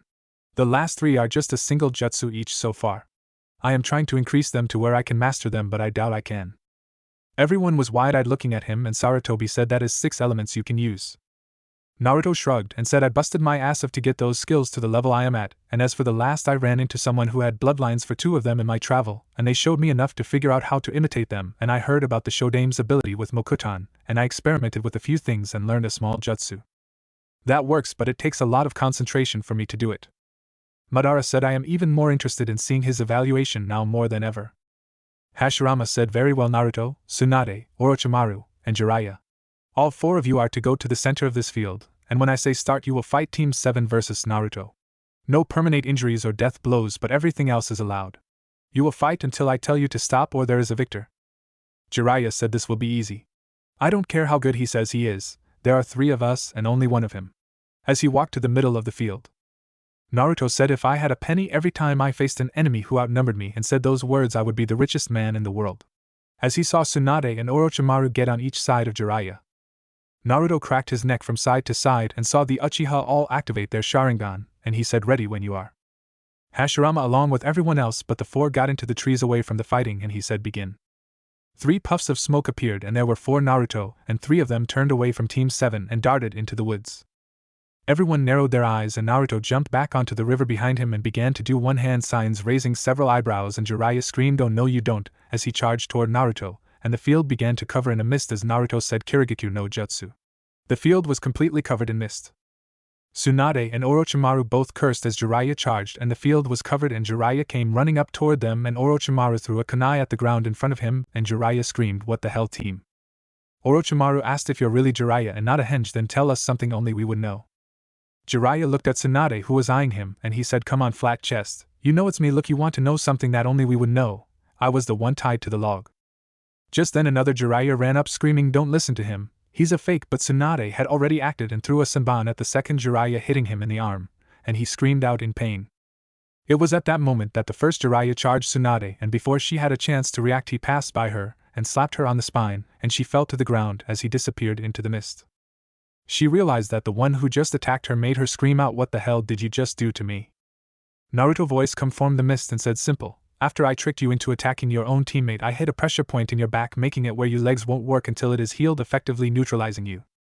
I also took your weapon pouch as I passed you by so now you don't have any more weapons to attack me with either unless you take them from your teammate, and even then your effectiveness is cut in half as a distraction. Tsunade screamed damn you. Jiraiya who was holding his arm stood over Tsunade and asked how did you know enough to pass for me and what was the jutsu you used to do it? It wasn't a henge. As his eyes darted around the mist trying to see. Naruto voice still coming from everywhere said did you know that yesterday I saved the lives of 3 genin after their instructor was killed? On the way back here I talked with all 3 and I asked them about themselves, their training, and their family. They thought that they didn't give me any information that was valuable, and really they didn't besides common knowledge, but they did give me some info that was. The first was that their team took a test to see if they were ready to be genin, and it was the bell test. I told them I knew of the bell test because in truth I did since I took it before myself from my godfather, but the real information they gave me was that after they failed the first part that one of them was tied up. I asked which one it was and Nawaki told me he was the one who was tied up because he was the one who first attacked their sensei. I thought back to every time I heard of the bell test over the years and I realized the one who always attacks in the group is always the one who was tied up. I took a gamble that your team also took this test and used my revelation I had to lower your teammate's guard. Tsunade said that still doesn't explain how you knew what Jiraiya called me all the time. Naruto said that is because he calls you it so much everyone in the village knows it, and so when Iwaki was talking about how cool his big sister was Dango mentioned that her teammate Jiraiya always gets punched when he calls her flat chest, so again I took the info I received and used it against you. Outside the mist everyone was listening and took a thought I will have to talk to Nawaki about giving out information to strangers, even if he didn't realize the info he gave was valuable. Naruto voice came from the mist and said now Orochimaru, if your mud clone is done trying to fool me you can come out of that hole you're in. As the mist started to clear and everyone could see the figure of Orochimaru melt as Tsunade and Jiraiya became clear enough to see, but then another figure appeared and as everyone looked Jiraiya's eyes got big as there stood Anko who swayed her hips and said oh Jiraiya-kun, I was wondering, could you help me with my coat here? It seems to have trouble closing. As she flashed enough breath to make him blow back with a nosebleed and several men in the area to get a nosebleed. At that moment Anko went up in smoke and Naruto, who was leaning against a tree with his arms crossed, said, "And so the pervert goes down. Sensual seduction tease no jutsu a success." Tsunade said, "And I take it my brother team told you about Jiraiya being a pervert as well?" With a growl. Naruto said, "Actually no, Jiraiya told me he was when I saw him checking out your mom's breast and your ass." Making both women glare at Jiraiya, who was still passed out with a smile on his face. At that moment Orochimaru burst out of the ground with a kunai with an exploding tag on it, and threw it at Naruto, and a wall of sand came up and blocked the tag, and a hand formed out of the sand and threw it back at him, only to explode halfway back. Orochimaru asked, "How did you do that?" Naruto said, "By mixing my Doton and Futon chakra together, and charging the sand I carry in a small tube I carry with me that is charged with my chakra, I can create a personal wall of defense to stop attacks from getting to me, and then using chakra control to make it mold into what I want, but it takes nearly all my concentration to do it, which is why I was standing here doing nothing but talking. That was the only sand jutsu I can do, and it is only a fraction of what the actual jutsu I am imitating does, but it does stop projectile weapons." And thought, "Thank you Gaara for explaining in detail how Shikaku chakra did that, and all I had to do was mold nature chakra to do the same thing." Madara was frowning and thought, first he uses one-hand science and then the hidden mist jutsu, and then chakra control manipulation with 2 elements. It's like he knows how to keep me from coping his jutsu. Orochimaru said, "I see, tell me, what was up with those cage bunshin you created earlier?" Naruto smirked and said, "A precaution. It was something that I can do that I will only use under certain circumstances, and you haven't forced me to use it yet." Orochimaru began to flash through hand signs and said, "Then I will have to change that." Naruto, still not moving, saw Orochimaru finish his hand signs, and at the moment he went to slam his hands into the ground, a fist came out of the ground, hitting him right in the face, knocking him out. Another Naruto burst out of the ground and went up in smoke, and Naruto said, "Kagebunshin no jutsu," and I believe that is the end of the match. Orochimaru and Jiraiya are both passed out, and Tsunade is unable to move. Hashirama jumped down and said, "I agree, the match is over, and I have to say I am impressed, but I can't say for sure you are at Jounin level." Madara said, "Then perhaps one more opponent would do. I would like to challenge him myself." Everyone seemed shocked about that except Naruto and Tobirama, who thought so. "He got your attention, huh, Madara?" Hashirama said, "Look Madara, I don't think that." Naruto said, "I accept Senju-sama. I mean, the 3 I fought earlier were a good team and normally would have given an enemy a hard fight that they most likely would have won, but I had information on weakness and exploited it. Now Madara here has never faced me nor I him. I may know a lot about his clan, but I would like to see how I face against one of the 2 strongest men in the Fire Country just to know where I rank in skills. I would like to also make this exam if possible a knockout or a submission match, sir." At this everyone's eyes widened and Madara asked, "Why would you so foolishly want to remove the safety restrictions?" Naruto saw Jiraiya wake up and Sarutobi woke Orochimaru up and helped Tsunade out of the ring to safety, and he said, "Because when I fought the 3 earlier I could not use my real style because I needed to show I had the brains for a jounin.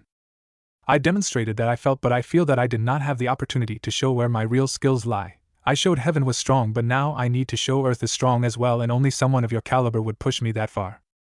Madara eyed Naruto and said, "So be it, accept his stipulation, Senju." Hashirama looked at Naruto and said, "Very well, but remember, no fatality." Naruto nods and said, "Ready when you are, Madara," as he tossed his cloak to the ground with a small cloud of smoke rising from it. Madara said, "Weights, huh?" Naruto said, "Only 100 pounds, just enough to keep my cloak from making noise when I move." Madara took the Uchiha Interceptor style and Naruto took a style that made Madara eyes go wide, and he said, "I recognize that style, but I doubt you can use it effectively, boy. After all, you don't have the bloodline for it." Naruto said, "True, but the Gentle Fist style does have one advantage though to start our match off with." Hashirama said, "Begin?" Madara asked, "And what was that?" Naruto smirked and said, "It gave me the time for my last cage bunshin that was hidden in the ground to send a message to the 3 I made during the last match that I will be using what they have prepared." As chakra began to rise off his body, as first blue chakra and then silver chakra began to form around his body as his cheeks turned red. Hashirama gasped as he felt what Naruto was doing and thought he's pulling chakra from nature itself. "Just how strong are you, Naruto?" As his eyes locked on Madara, who was recovering from his shock, and thought, "So Madara, you recognize it also?" "You were right, Naruto. Besides myself, Madara is the only one who can make you go all out." On the sidelines, Tsunade asked, "What is that?" Hashirama said, "It has many names, but no matter what it is called, it all is exactly the same thing, nature chakra." Naruto said, "I prefer the name Sage personally." Madara said, "But it comes at a heavy price, boy. You may have unlimited chakra for as long as you can hold the technique, but you can't move or the chakra begins to absorb you. Even Hashirama is forced to stand still when he uses it." Naruto said, "Normally you would be correct, except I found a way around it." As he disappeared from view and Madara raised his arm and blocked the kick from Naruto, who disappeared again, and threw an elbow at the back of Madara's head, who disappeared. Madara appeared in the air, flashing through hand signs as he said carrier endin fire dragon flame projectile. And a long stream of fire was heading toward the ground, where Naruto appeared pulling out a small fan, and he swung it screaming Kamaitachi cutting whirlwind. As the wind with blades of wind mixed in ran toward the fire and stalled it, while Naruto finished his hand sign and said Detop a great breakthrough, and he brought his hands to his mouth and blew and a huge gust of wind toward the slightly stalled fire, but once it caught the Kamaitachi they combined, blowing through the fire, and the blades of wind caught on fire and flew at Madara, who replaced himself with a log. Naruto saw this and charged toward Madara and then disappeared for a moment, only to reappear right in front of Madara and kicked him into the air. Naruto then flipped and got on all four and launched himself toward Madara and passed him, only to flip and deliver a heel kick to the top of Madara's head. Madara dissolved into mud, and soon a shout of Phoenix Fireball Jutsu was heard and several balls of fire was flying toward Naruto, who began to twist his body and screamed Kaiten. As the fireballs hit the Kaiten, grabbing them and launching them, and the shurikens inside back at Madara, who went up in smoke when he was hit. At that moment both Naruto and Madara disappeared, and the sound of flesh hitting flesh was heard. Tobirama looked at his brother and said he is definitely Jounin level brother. Hashirama said he is above that level brother. He's fighting Madara toe to toe. Only I have ever done the same thing. Tsunade said, but grandfather, it took you years to reach your level, how can you say he is at the same level? Hashirama said because he fighting not to see who is stronger, he fighting for a place to call home, a place to be accepted as an equal, and a place that will accept him. Why else risk his very life in a kinjutsu? He willing to sacrifice everything for this. Took a thought, is this what Sakura had meant? That he is willing to put his life at risk just to find peace? Madara and Naruto both appeared in the air fist to fist and knee to knee, and the chakra around Naruto flared a moment as the silver chakra left his body. Taking that moment, Naruto saw Madara smirk and throw a punch at his face, only to scream out in pain as Naruto replaced himself with a shuriken that Madara had thrown earlier that was now in his hand.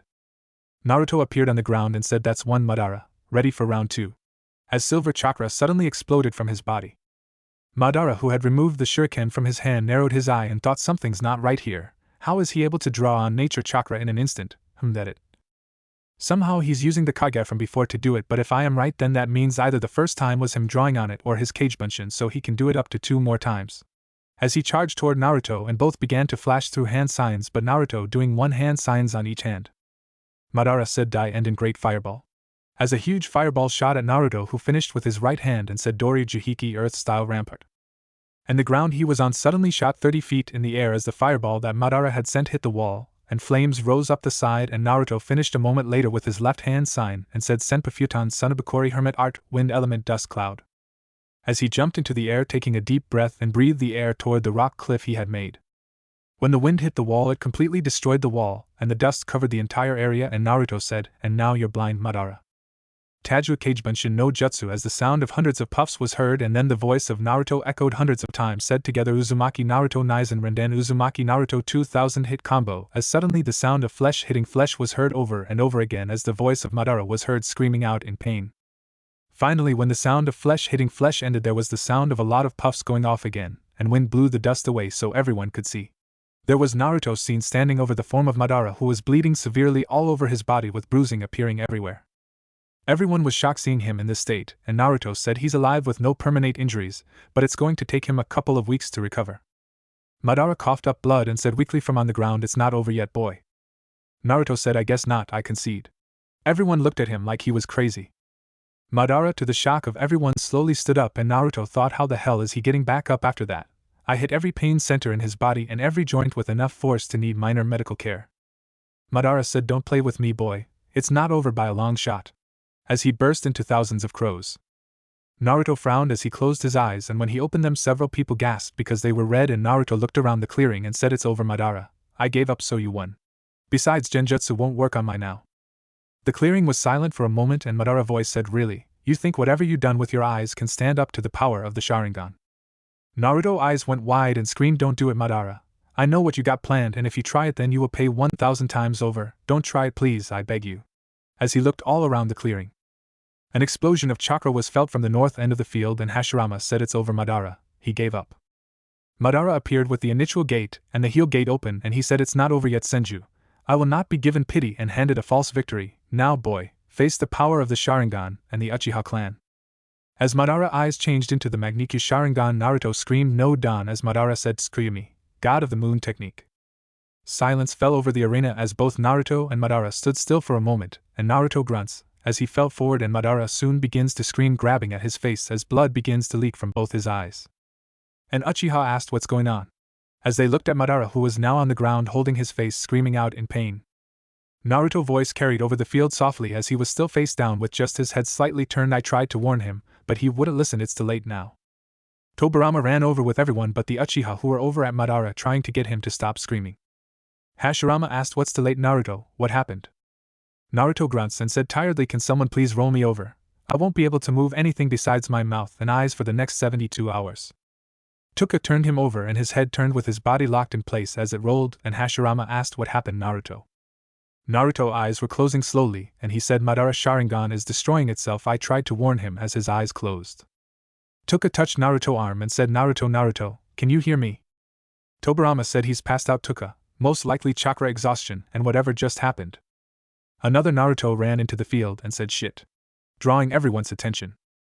By this time an Uchiha had knocked out Madara as blood continued to come out of his eyes, and one of them walked over and drew back a fist to hit the Naruto clone when Sarutobi grabbed the fist and said wait, it's just a cage bunshin. If we want answers you can't destroy it. The Uchiha sneered and demanded what happened. You seem to know what is going on, so tell us what you did to Madara. The clone snorts and said it's not what I did to him, it's what he done to himself. Did boss try and stop him? Tuka said yeah. His eyes changed red and he said genjutsu won't work on him, and he then screamed he knew what Madara had planned and don't do it, that he would pay 1,000 times over.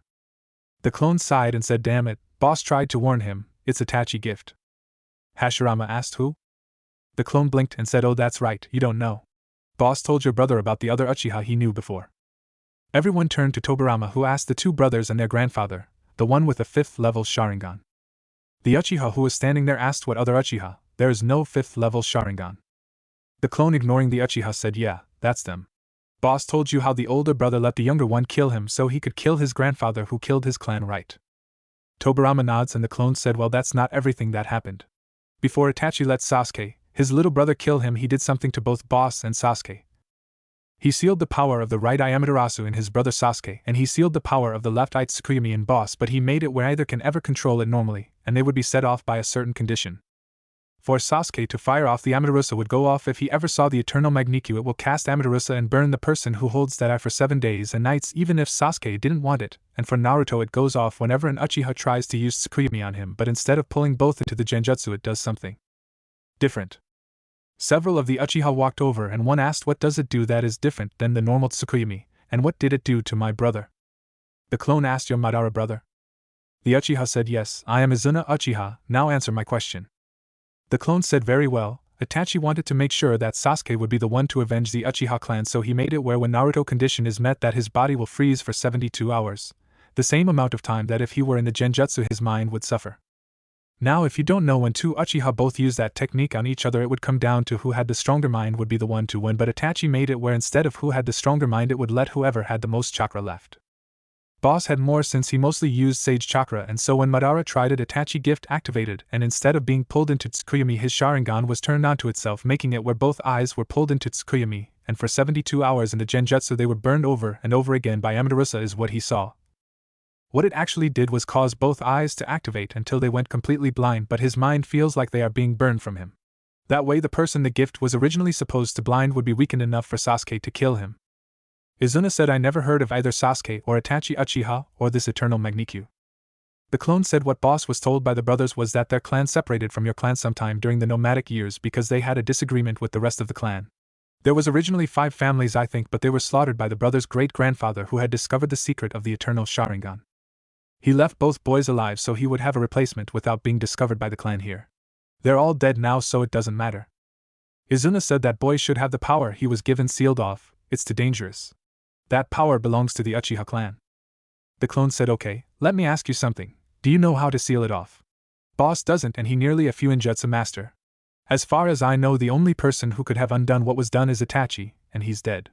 You say it's dangerous. Are you and your clan planning to try and use Tsukuyumi on him, because the only way it will ever affect any Uchiha is if they try and cast it on him? He could be standing right next to the person you use it on, and it won't harm you, but you try and use it on him, and by bloodline, so are you going to be hostile toward a new ally? Izuna saw everyone looking at him, and he said of course not. Why would we? The clone said then there is no reason to seal it off. Besides, wasn't the match over when your brother attacked boss? He sent me a mental command to stop what I was doing, so your clan attacked him outside of spar and training. Isn't that illegal or something in this village, or am I wrong? Izuna frowned and said no, you're right. The match was over and Naruto admitted defeat, but my brother would not hear it. The clone said then as payment for that boss would be willing to accept just dropping the entire matter, since he knows Madara didn't want to cause him any harm and he didn't want to cause Madara any harm, and let's work for the betterment of the village instead of trying to start a war or something. He never wanted to harm Madara, he just wanted to test himself against one of the two strongest people in the fire country so he would know where he actually was in skill. Yes, that gift was an Uchiha technique, but it was given to him by an Uchiha, and boss really don't like it, but he has no choice since he can't remove it, sorry. Itachi didn't really give boss a choice in accepting it. He stabbed boss to a tree and then gave it to him while he couldn't move. Izuna saw the other Uchiha looking at him, and he thought, what should I do now, brother? Everyone expects me to decide what to do since you're injured, and if he's telling the truth then I will have to take over as clan head him, and he asked, tell me what you know about this eternal Magnikyu. In exchange for the information on it I will let this matter drop. The clone glanced at Tobirama and said, I only know a little about it. I know that since the Magnikyu causes blindness from using it over periods of time, that the eternal Magnikyu can restore the sight of an Uchiha, causing everyone to look at him interested. The clone said, but it comes at an even heavier price than the Magnikyu, where you have to kill your best friend to get the Magnikyu. Causing gasp from everyone but Izuna, who frowned, and Tobirama. The eternal Magnikyu can only be achieved by a set of brothers where one has to kill their own brother and also do something else, but I don't know what the other thing is. I do know that both brothers have to be completely blind, or at least that is what Tobi bragged about when he taunted Sasuke and me. Izuna asked, how do you know so much about the Magnikyu? Naruto sighed as he raised his shirt, and everyone who had not saw the scar before was wide-eyed, and Naruto said, I was Sasuke's best friend. He tried to kill me with an assassination jutsu to get the Magnikyu, but at the last moment he changed his mind and decided he would not follow the ideas of a man and find his own way to get his revenge. Luckily for me, a very dear friend who was a medic Nin was nearby, and Sasuke took my body before I died to her, and she saved me after 16 hours of surgery, and a whole lot of luck I lived. Izuna said, so it would be possibly to restore Madara's eyes if he were to obtain this eternal Magnikyu. Naruto said, it comes at another price if you somehow figured out the last part of what it takes and he killed you, but then every time he used the Magnikyu he would lose a little of his mind. Insanity is the final price for power that he would have to pay. When Sasuke and I killed Tobi, he was talking like a 4-year-old child who was easily distracted by butterflies that was in the field, birds that were flying away from our battle, and even the clouds in the sky. He still had his fighting skills, but his mind was that of a child in the end. Izuna thought that is not possible, but he knows so much about the secrets of the Uchiha clan, and I can't detect any lies. I can't have that happen to you, brother. I won't let you become insane and weakened. You let your anger get to you for a stupid test. The clan has seen you becoming unstable as of late, since you keep claiming to Senju are betraying us, but you always were a sore loser. After I obtained the Magnikyu you automatically had to get it to show you were superior, and slowly we both been going blind, but after we notice I quit using it. I must be strong, brother, and lead the clan as you would want, but in order to do that I will have to kill you. You always said that weakness was not to be tolerated. Forgive me, brother, for what I must do shortly. Izuna turned to everyone there and said, listen to me everyone, for some time now my brother's actions have become questionable. We agreed 20 years ago to a truce between the Senju clan and the Uchiha clan to build a hidden village that our families could grow in peace together in. My brother only agreed because he was defeated by the Shodaime here, who was then elected to be leader of the village, since he was the stronger of the two. That has always left my brother with a secret hatred for this village and the Senju, and he has oftentimes tried to get us to break the deal, though we have refused him time and time again. Today, when Naruto defeated him in battle, he was reminded of his defeat at the hands of Hashirama, and his hatred got the best of him, and he decided to attack Naruto, disgracing himself, the clan and the village. In the past, his own laws for our clan stated when someone disgraced the clan they were to be killed for the dishonor. I, Izuna Uchiha, will take over for my brother as the new clan head, as I have been asked to do before, and as my first act I will carry out my brother's punishment, as he would have done to any other Uchiha, including myself, for such an act. The clone said, no you can't, Ki, as Izuna punched him in the face, dispelling it, and he turned to Hashirama and said, this is a private matter that falls under the jurisdiction of the Uchiha clan, Hokage-sama. I know how you felt toward my brother with great respect and have been willing to overlook some of his questionable actions in the past, but my brother would not live with the price of his actions today. He could not handle being blind and would destroy the peace that we have sacrificed and worked hard to achieve. I cannot allow that for not only the village but for my clan. I do however ask that for this sacrifice that I am about to make by killing my brother that all here are sworn to secrecy about all you've heard about the Magniku and the eternal Magniku. When I die I will be the last of my clan to ever obtain these eyes, and the secret to obtaining them will be destroyed. My clan does not wish any harm on our newest ally either because his actions have been honorable. Will you accept my decision on this matter, Hokage-sama? Hashirama asked, are you sure about this, Izuna? Izuna nods and said it is what he would want. Hashirama said, very well. May I come to his funeral to pay my respect? Izuna said, the Uchiha clan would be honored to have you there. Hashirama said, very well. I will let you deal with it in your own way. I must take Naruto here and have him looked after. If he is indeed going to be unable to move for the next 3 days, he will need help. Izuna looked at Naruto and walked over, and he said, let this be witnessed by all here today and known throughout the village. The Uchiha clan recognize Naruto here as an honorary member of our clan as payment for the crimes that we have done to him in the past. As he pulled a kunai and sliced his hand open and then sliced Naruto and placed their hands together. Hashirama had tensed when he saw the kunai but relaxed afterwards and said, so noted. Tobirama, can you help Tsunade back to the house? I will take care of Naruto myself until he awakens. Both nod and picked Tsunade up and carried her back to the house, and Izuna walked over to Madara and picked him up and said farewell. Come. As he locked eyes with those of the other Uchiha present before they shushined away. Hashirama walked over to Naruto, and as everyone was leaving he picked him up and shushined away as well. Several hours later in the Uchiha shrine, Izuna sat at his brother's side and was praying for him when suddenly he felt a great pain in his chest, and he gasped, opening his eyes in shock. He saw the arm of his brother holding a kunai in his chest, and Madara said, do you think I would let you kill me, dear brother? I heard everything that was said today, and I know what you have done and what you planned. I will not let you kill me, and I will have my revenge on you, the Uchiha clan, and this pathetic village, but first I shall take from you what has been taken from me. As he reached up and pulled the eye of Izuna out, and he removed his own eye as he slowly replaced it. As he did both eyes and using a jutsu to reconnect his new eye, he looked at the form of his brother dead on the ground and said, you were always too weak and compassionate, brother. I can see. As he looked at a mirror on the wall and saw the new Magniku and thought, so that's it, huh? You have to steal the eye of your brother and kill him. You gave away too much information, boy, but I will have my revenge and I won't fall for that same trick twice, boy. I will take this gift and learn to use it and then destroy you and this village. As he stepped over the body of his brother and quickly left. While history was mostly repeating itself at the Uchiha shrine, history was not repeating itself at the cabin Naruto was allowed to sleep in the night before. Hashirama looked over at his daughter-in-law and said, I know how much you hate to do this, but I can't take the chance anymore. What if he has other little gifts that are waiting for a certain trigger to hurt or kill someone? What if the attack on Team 2 was all an act to get him inside Konoha to weaken us before the war started? Are you willing to risk your life for him, your family's life, your village safety? Tuka sighed as she looked at the passed-out body of Naruto and looked at Tobirama and Hashirama and said, very well, I will use it, but I do not have to like it, but it is your responsibility to deal with the consequences, Hashirama-sama. Hashirama nods and said, I will take full responsibility. Tuka looked one last time at her family, and she began to do hand signs and touch Naruto's head as she closed her eyes. The others in the room watched as her eyes moved back and forward as she held her hand on Naruto's head, and after about 10 minutes she gasped as she fell backwards and scooted away from Naruto's body and said, it can't be, as she looked at him with shock on her face. Naruto's eyes flickered open and said, at least I know why Tsunade has blonde hair, Yamanaka. I had suspected but never knew for sure. As his eyes flickered around the room trying to see what he could, and he found he was still unable to move. Tobirama had moved over to Tuka, who was moving her mouth, and asked, what's wrong, Tuka? Hashirama moved over to Naruto discreetly holding a kunai in hand and said, what happened, Tuka? As he saw Naruto look at him with cold, emotionless eyes. Tuka slowly stood up and asked, was that all real? What I saw, was it real? I have to know. As she ignored everyone else in the room and walked over to where Naruto's eyes could see her. Naruto's eyes flickered to her a moment, and they softened, and he said sadly, yeah, that was my life, you saw, every moment of it. At least you were not as forceful as the last Yamanaka who entered my mind. Tobirama, who was holding the hilt of the Raijin, asked, so Tuka, what did you learn and what has spooked you? Tuka looked at everyone in the room and she then looked back at Naruto and said, you won't believe it, I can't believe it, but I saw it all. But Naruto said, and welcome to my world. Tobirama had enough of Naruto and walked over, punched him in the face and said, quite you. Naruto moved his jaw a little as Tuka grabbed Tobirama's arm, and she said, don't do that again, please.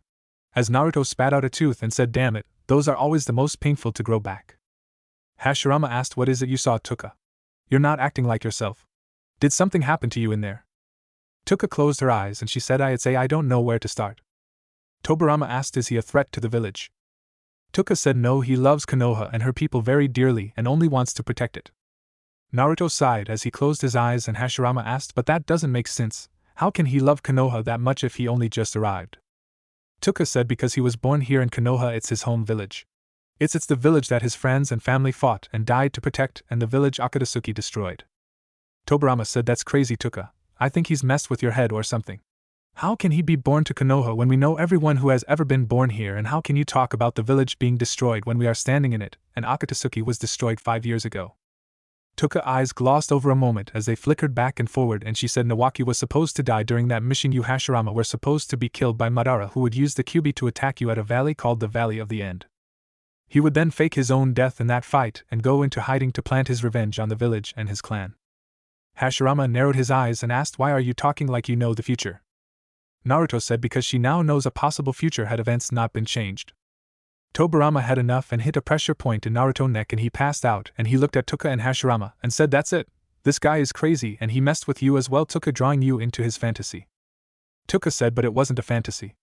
I saw things. I saw the funeral for Hijira Sarutobi when he gave his life to save the village during an invasion. The same invasion the boy here took on a Jinchuriki of the Ichibi no Shikaku, who fully released his demon. I saw as he was trained in the arts of Sage Chakra by the Toads.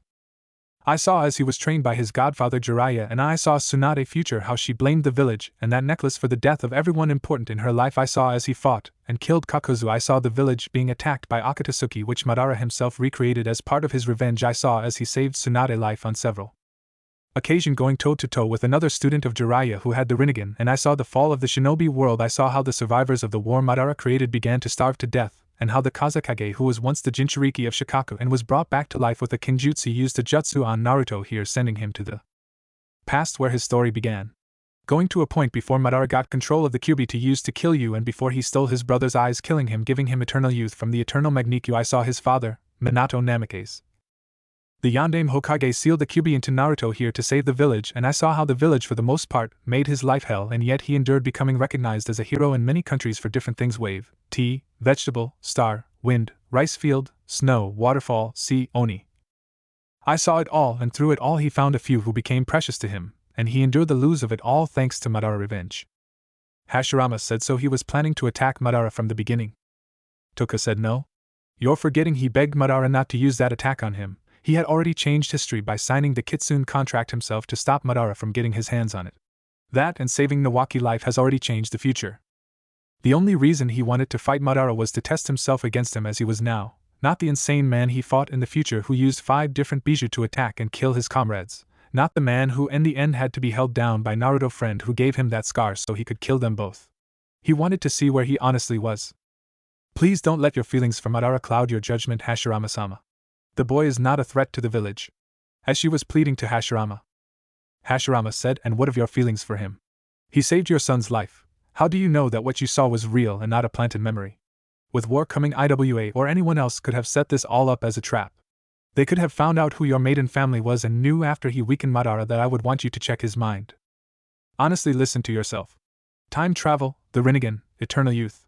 It's all too much to believe. Tuka said, but it's all true. I'm willing to bet my entire life on it, and the lives of my children. Please. Hashirama frowned and said, Madara and I may not have seen eye to one another in the past, but I know Madara would never kill his own brother just to take his eyes. I can't accept the rants and illusions that this boy has shown you over a man I have known for over 50 years. Tuka looked down and said, please don't hurt him, Hashirama. I beg of you, please, if you must take his life, then take mine as well, because I know what I saw is real and what I have told you is the truth. If you cannot believe me or this boy and decide that your faith in Madara over us, then I can no longer follow you. As she had tears falling down her face. Both brothers looked at her in shock, and Hashirama closed his eyes and turned away from her, looking out into the darkness outside the window, and said, you have followed my clan since you were 13, Tuka, when you fell in love with my son. In all that time you have never once given me any reason to doubt you and your loyalty to our clan. I can understand why you would want to repay this boy for saving your son's life, but I cannot accept the story about him being from a future Konoha. I will not have him harmed, but I cannot allow him to stay in Konoha. I will make this compromise with you. He can go on and live his life and find a place to call home, but not here. If I do this, will you still follow me? Tuka bit her lip and looked at the body of Naruto and said yes.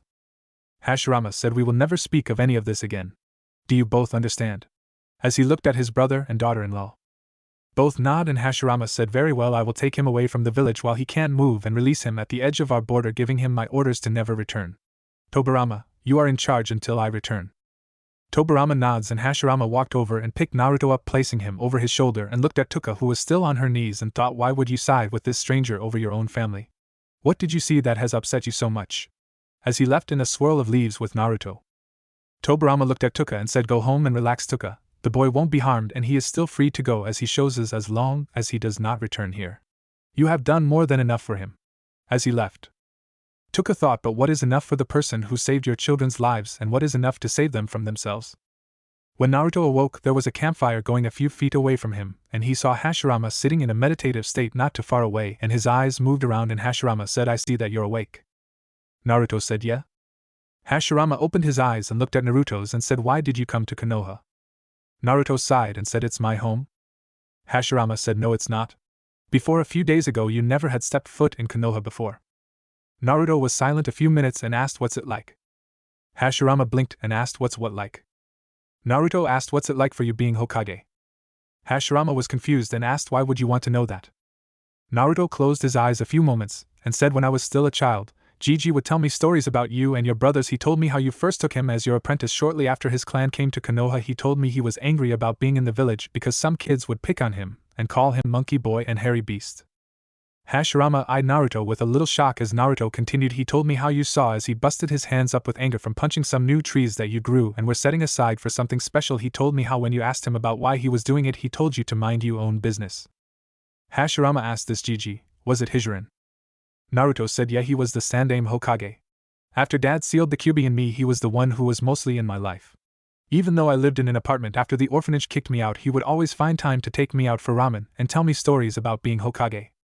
He told me about how as Hokage everyone in the village was precious to you. I didn't completely understand it at the time, but he was my lifeline.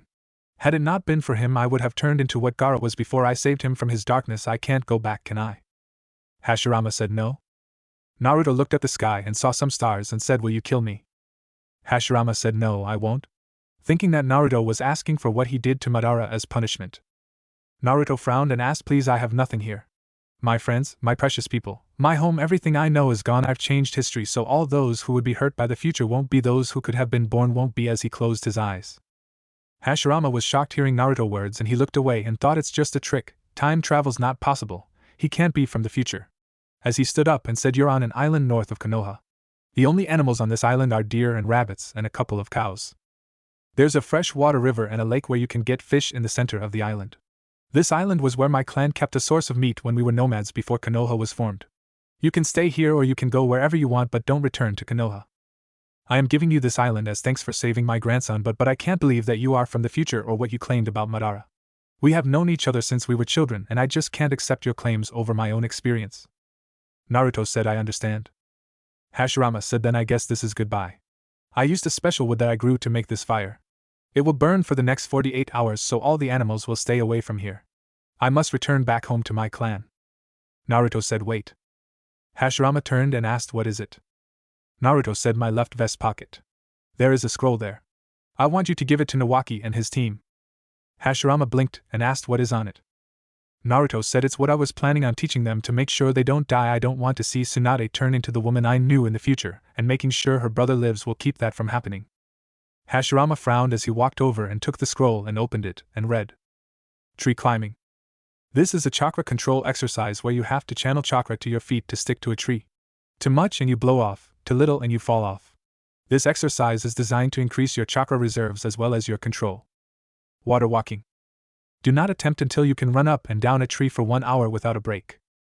Like tree climbing, water walking is about channeling the right amount of chakra to the bottom of your feet. Too much and you blow off, too little and you fall in. This is a more advanced form of chakra control and increasing your reserves. Note, when you can do both these exercises for an hour without stopping, start wearing weights on your arms, chest, and legs. Start with 5 pounds on each arm and leg and 10 on the chest. Increase weights as you get used to them. Wear them all the time. You're not on mission to increase your speed, but take at least 1 day a week to try walking without them so you are used to your increased speed and strength. Note, to make both tree climbing and water walking harder, try adding the leaf floating exercise to both and not just on your head. Use your hands, arms, shoulders as well as you get better. Endurance and stamina training. Run 5 laps around the village every day. You're not on missions. When you can run 5 laps around the village without the need to take a break, increase the number of laps by 5. Keep this going until you can do 25 laps in an hour. Doing these exercises will increase your speed, strength, stamina, chakra reserves, chakra control, and endurance. Special note: to increase your pain tolerance so you won't get distracted if you get hurt during combat. Once you learn to water walk as a team for an hour, begin sparring on top of the water of a hot spring with taijutsu only. That way, if you lose your concentration and fall, you will learn quickly to keep focus, and it will build up your pain tolerance as well as combat reflexes. Hashirama read over it again and said, after several moments, you really were wanting to train that team, weren't you? Naruto said, Ero-sanin had me go through that same training when I was a genin to prepare myself because I had S-rank missing nins after me who wanted to extract the Kyuubi, which would have resulted in my death. After Jiji was killed and Tsunade Bakan became the Godame, it was all I knew was training to keep a promise and to protect Konoha. Hashirama suddenly had an image of Tsunade being called old lady, and he asked, why do you call people by such disrespectful titles? Naruto was silent for a moment, and said, because they were the closest thing to a family I ever had. Ero-sanin was my godfather, but I didn't find out he was until after he was dead, when I was learning to control the sage chakra. Tsunade Bakan hid herself under a genjutsu to hide her looks because she hated looking old. She was really vain, not like the rest of the women of the Senju clan who hide their looks from everyone but their lovers. Hashirama asked in a neutral voice, how do you know about that? Naruto said, an accident. I showed and told Tuka about a kenjutsu I created that I used to knock out Ero-sanin during that test. It actually can turn me into a woman. It was a sign of trust between us after I accidentally found out she was wearing a genjutsu. I didn't show her how to do the kenjutsu, and she didn't release her genjutsu, and if you want to punish anyone for breaking a clan rule or something, then punish me, since she wanted to ensure I didn't tell anyone about it, and so I told her about my jutsu as a way to keep a secret. Hashirama asked, who is Ero-sanin? Naruto said, Jiraiya. Hashirama frowned and said, I see. Naruto said, by the way, have they gotten their summoning contracts yet? Hashirama asked, what are you speaking about? Naruto said, Orochimaru the snake, Jiraiya the toad, and Tsunade the slug. Hashirama frowned and thought, Sarutobi and I are the only ones who know about what that mission is, and even we don't know if they are going to succeed or even what summons they will find. It was all rumors to begin with. And asked, why do you want to know? Naruto said, Ero-sanin, the prophecy that he will be given. My being here, I guess, would be the prophecy being fulfilled. Hashirama asked, and what is the prophecy? Naruto closed his eyes, remembering, a boy shall stumble upon the mountain of the toads and be given the power of the toads. He shall become a pervert without equal, and he shall observe nature in all its beauty. He shall then train a child of prophecy who will either bring peace or destroy the world.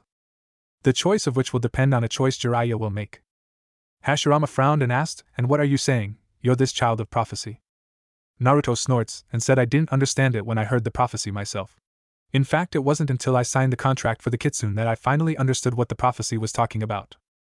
During Jiraiya life, he trained 5 students, 3 orphans from Rain Country, to defend themselves during the Second Great Shinobi War, my father before the Third Great Shinobi War, and later me before the last Shinobi War. One of the children from Rain he trained possessed the Rinnegan.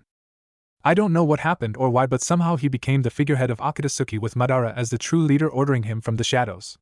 I don't know what his real name was, but he called himself Pain, and made himself a god to the people of Rain, since he had the ability to control the bodies of the dead with minor alterations. When Ero-sanin faced him, he made a choice. He could have fled the battle and returned to Konoha to tell what he had discovered, but he made a choice. He chose to stay and fight, and with his last breath before he died gave the elder toads a clue that they escaped to deliver to me along with one of the modified bodies of Pain. It took a lot of time, but eventually we figured it out, and because of this we were able to destroy Pain. Had Jiraiya not faced Pain and made the choice that gave us the info, then we would have not had the time to figure out how to defeat him, but Madara had prepared for this, and when Konoha was being attacked he had the mist, which he had become the Mizukage of attack all the island nations. Wave, Spring, Sea, Tea, all were destroyed in a surprise attack on every island at once. When that happened and Konoha was weak, he used the kenjutsu he stolen from Orochimaru and resurrected Pain long enough to make the people of Rain to believe their so-called god was giving them a command, and he ordered them to attack each of the other nations while wearing a hide from another country. Iwa was attacked with Konoha hide, Suna with Kumo hide, Kumo with Suna hide, and then Iwa attacking the minor countries.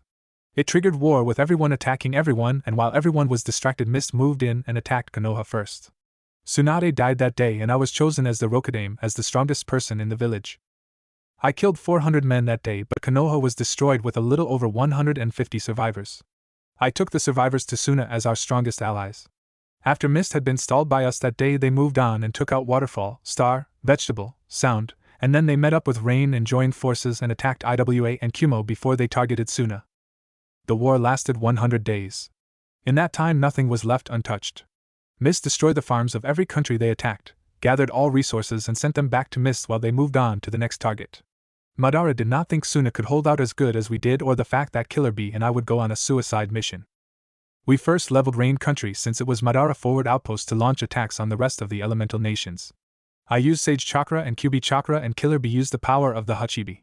When it was over there was nothing of the country left but ruins. We then gathered an army of the other nations who by now had discovered who was truly behind everything. We rallied and sent a strike force to Mist itself with the help of the other nations under the light of a harvest moon. We moved in from all sides of the island. Each of the Kage led 50 men moving through the country. Anyone with chakra reserves higher than a genin was killed. All resources were captured and by dawn we were surrounding the lake the hidden Mist village was in the center of. IWA Nins then rained down earth jutsu on the walls of the village. When the Mist Nins began to run across the water, Kumo used lightning jutsu to take them out by striking the water itself. When they tried to use long-distance jutsu or weapons, Suna used their wind jutsu to block, and then after showing them that they could not touch us and were trapped, we offered them a chance to surrender. Madara himself showed up and released the bijou he had Akatsuki capture. Each of the Kage took on at least one bijou while our men charged the village, taking out as many men as they could. Madara laughed while this was happening and sat with a bag of popcorn, a bottle of sake and his Sharingan on to memorize the events while recording every jutsu he could.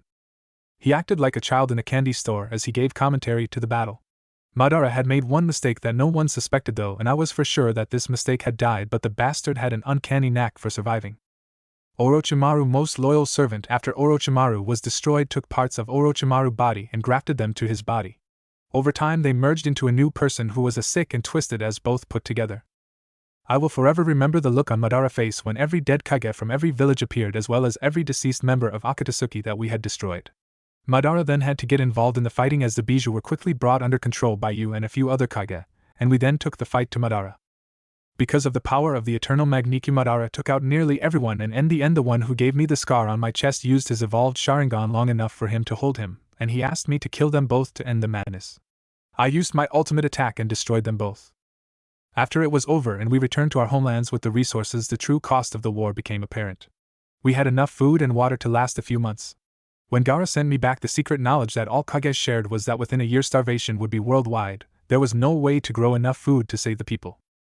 I didn't even know Gaara had a jutsu to send me back, or he was planning it until he was using it while I was distracted in my thoughts.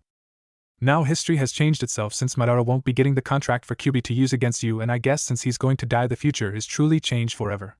I already learned that some of the people who would have been born won't be now because it was the Kyuubi attack on Konoha that forced their parents to have them.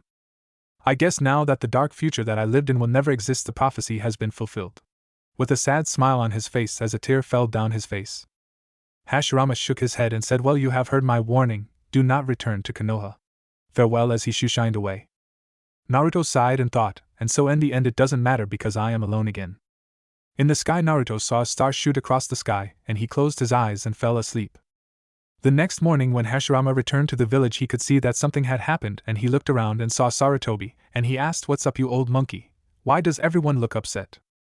Sarutobi asked, "You mean you don't know yet, sensei?" Hashirama asked, "No, what?" Sarutobi looked around and said, "This morning the body of Izuna Uchiha was found in the Uchiha temple. He had been killed and his eyes had been removed." Hashirama paled and thought, "No, it can't be," and asked who done it.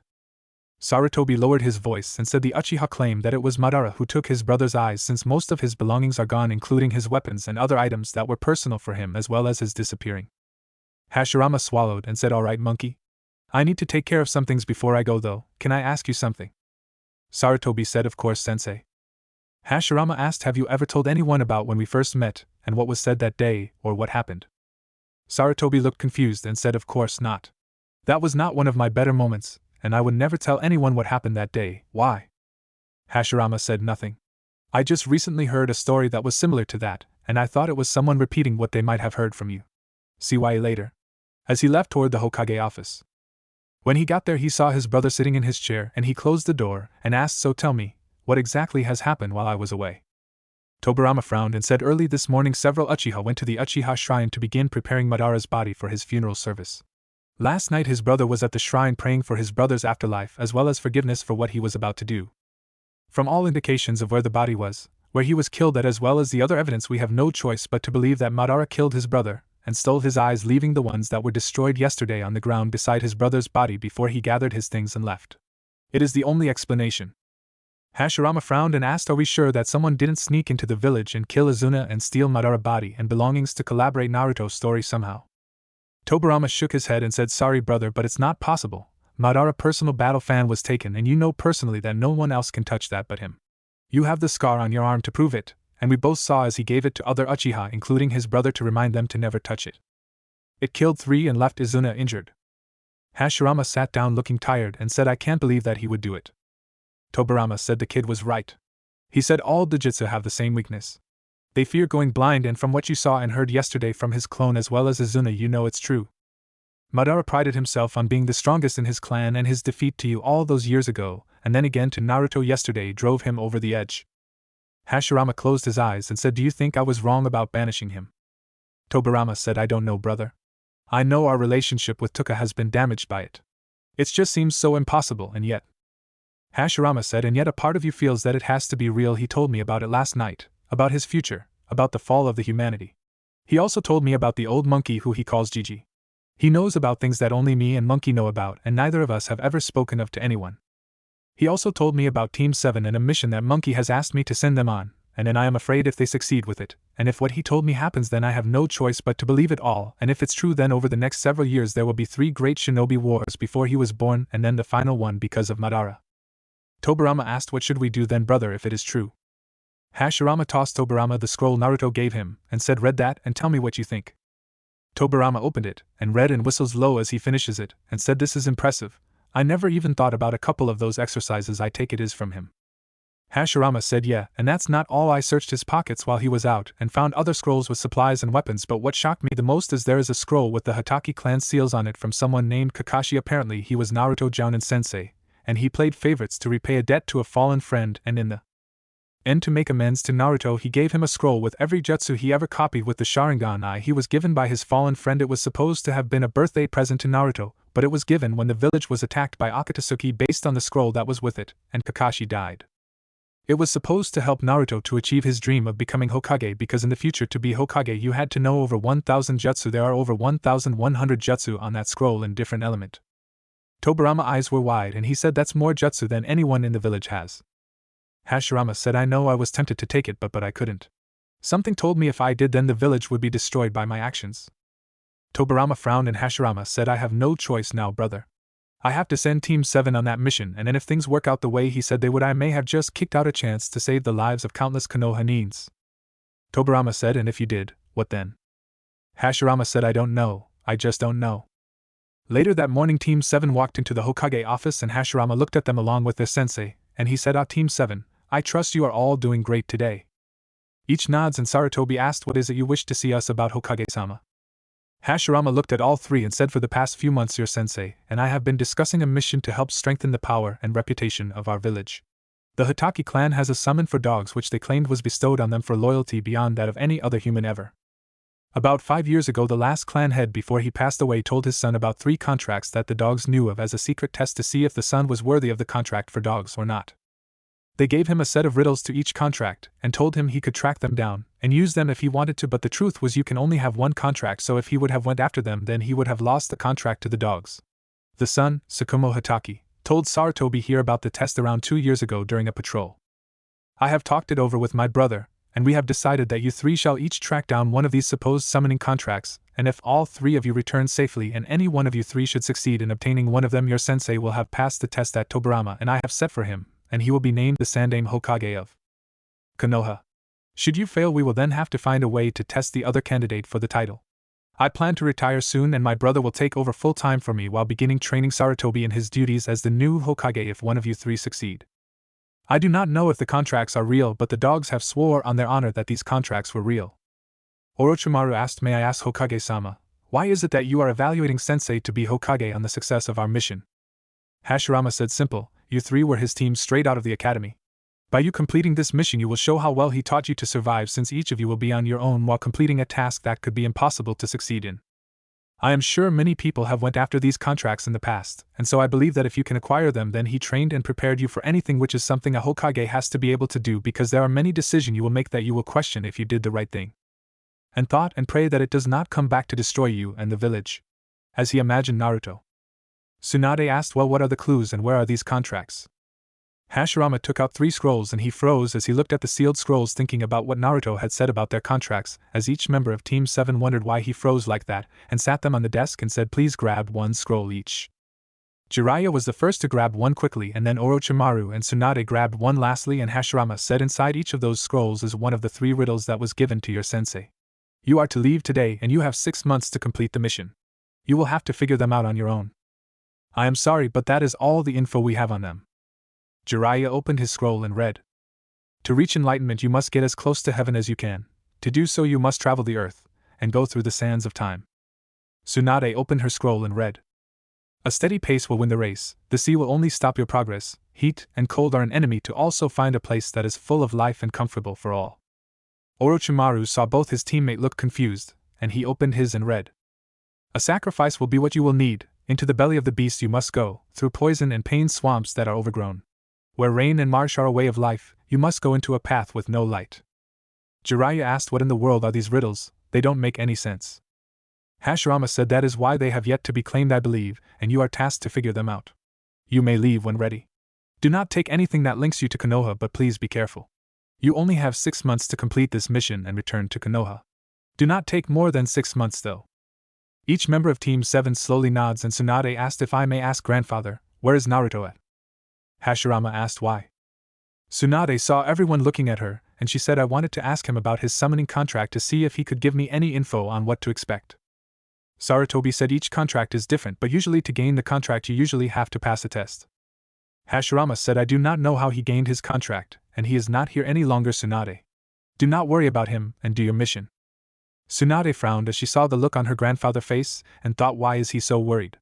Is it because of what happened with Madara, or is it something else? She felt her arm being touched, and she saw her sensei motioning with his head, and she nods before following her team out the door. Once they were gone, Hashirama let out a tired sigh and thought, I never would have believed before that I would actually want a mission to fail. 3 hours later, Tsunade was walking toward the main gate with her pack, having already said goodbye to her family, and gathered her things, and she thought, what could that riddle mean? I don't understand. When she got to the gate, she was surprised to see Jiraiya there sitting with a book in his lap, and she asked, what are you up to, Baka? Jiraiya looked up a moment and said, oh, hey, flat chest. I was just thinking about something. I think I might have figured out my riddle. Tsunade blinked and had a shocked look on her face and asked, really, what is it? Jiraiya pulled out the scroll with his riddle and said, well, read mine, and then look at this. Tsunade read it, and then looked at a sketch of the world and said, remember that painter guy we had escort on our first B-rank mission? Tsunade nods and said, yeah, and he gave you that book when you wouldn't shut up about how you wanted to see the world like he did. Jiraiya said, yeah. He wrote this book, and in it is a rough sketch of the world with the desert, forest, sea, river, and other natural features. I was looking for what would be considered as close to heaven as you could get, or as close to the sky as you could get. I figured what it meant, and I noticed that there is a huge mountain range on this map. Then as I looked at the map, I noticed that it actually makes sense in a way. To go through the sands of time, I thought of actual sand, and you find sand in either a desert or a beach like here. As he pointed to the map. Tsunade said, and the part of traveling Earth would be that area where between the mountains and the desert. That is not actually that bad of a theory. I am impressed. If you're right, then all you have to do is find the highest mountain there, and you should find the contract in the mountains of Kumoham.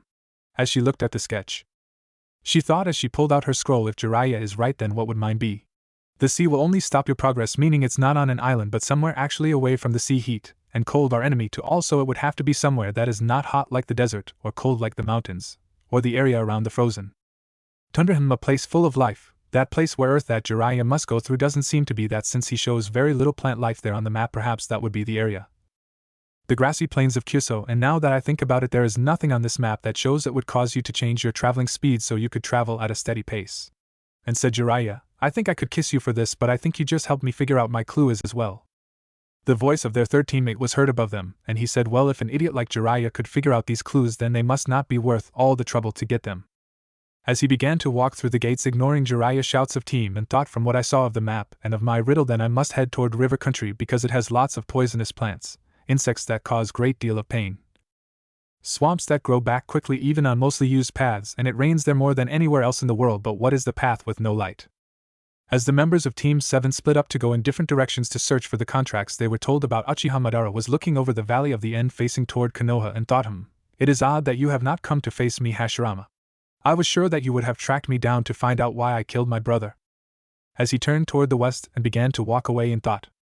2 weeks later, Tsunade was walking through the plains of grass country and thought, stupid riddles, I have done crossed this country 3 times in the last 10 days and I have not found anything. As she crossed her arms and walked over to a log that was on the ground and sat down. As she sat there, she saw birds flying in the air, butterflies on flowers and flying near the ground, a rabbit eating some grass, and she sighed and said, it's peaceful here. After resting for a half an hour, she got up and looked around and said, slow and steady wins the race, but where is the finish line? As she began to walk, and after making it halfway across the field, the ground underneath her caved in, and she screamed as she fell into a small cave and slid down a smooth surface before she came to rest at the bottom of the cave. She groaned and stood up and asked what happened. A female voice said, you fell into our home? Causing Tsunade to look around and saw a huge slug, and she went wide-eyed and started to back up, and the slug said, relax, human, I am Katsuyu, queen of the slugs. Who might you be?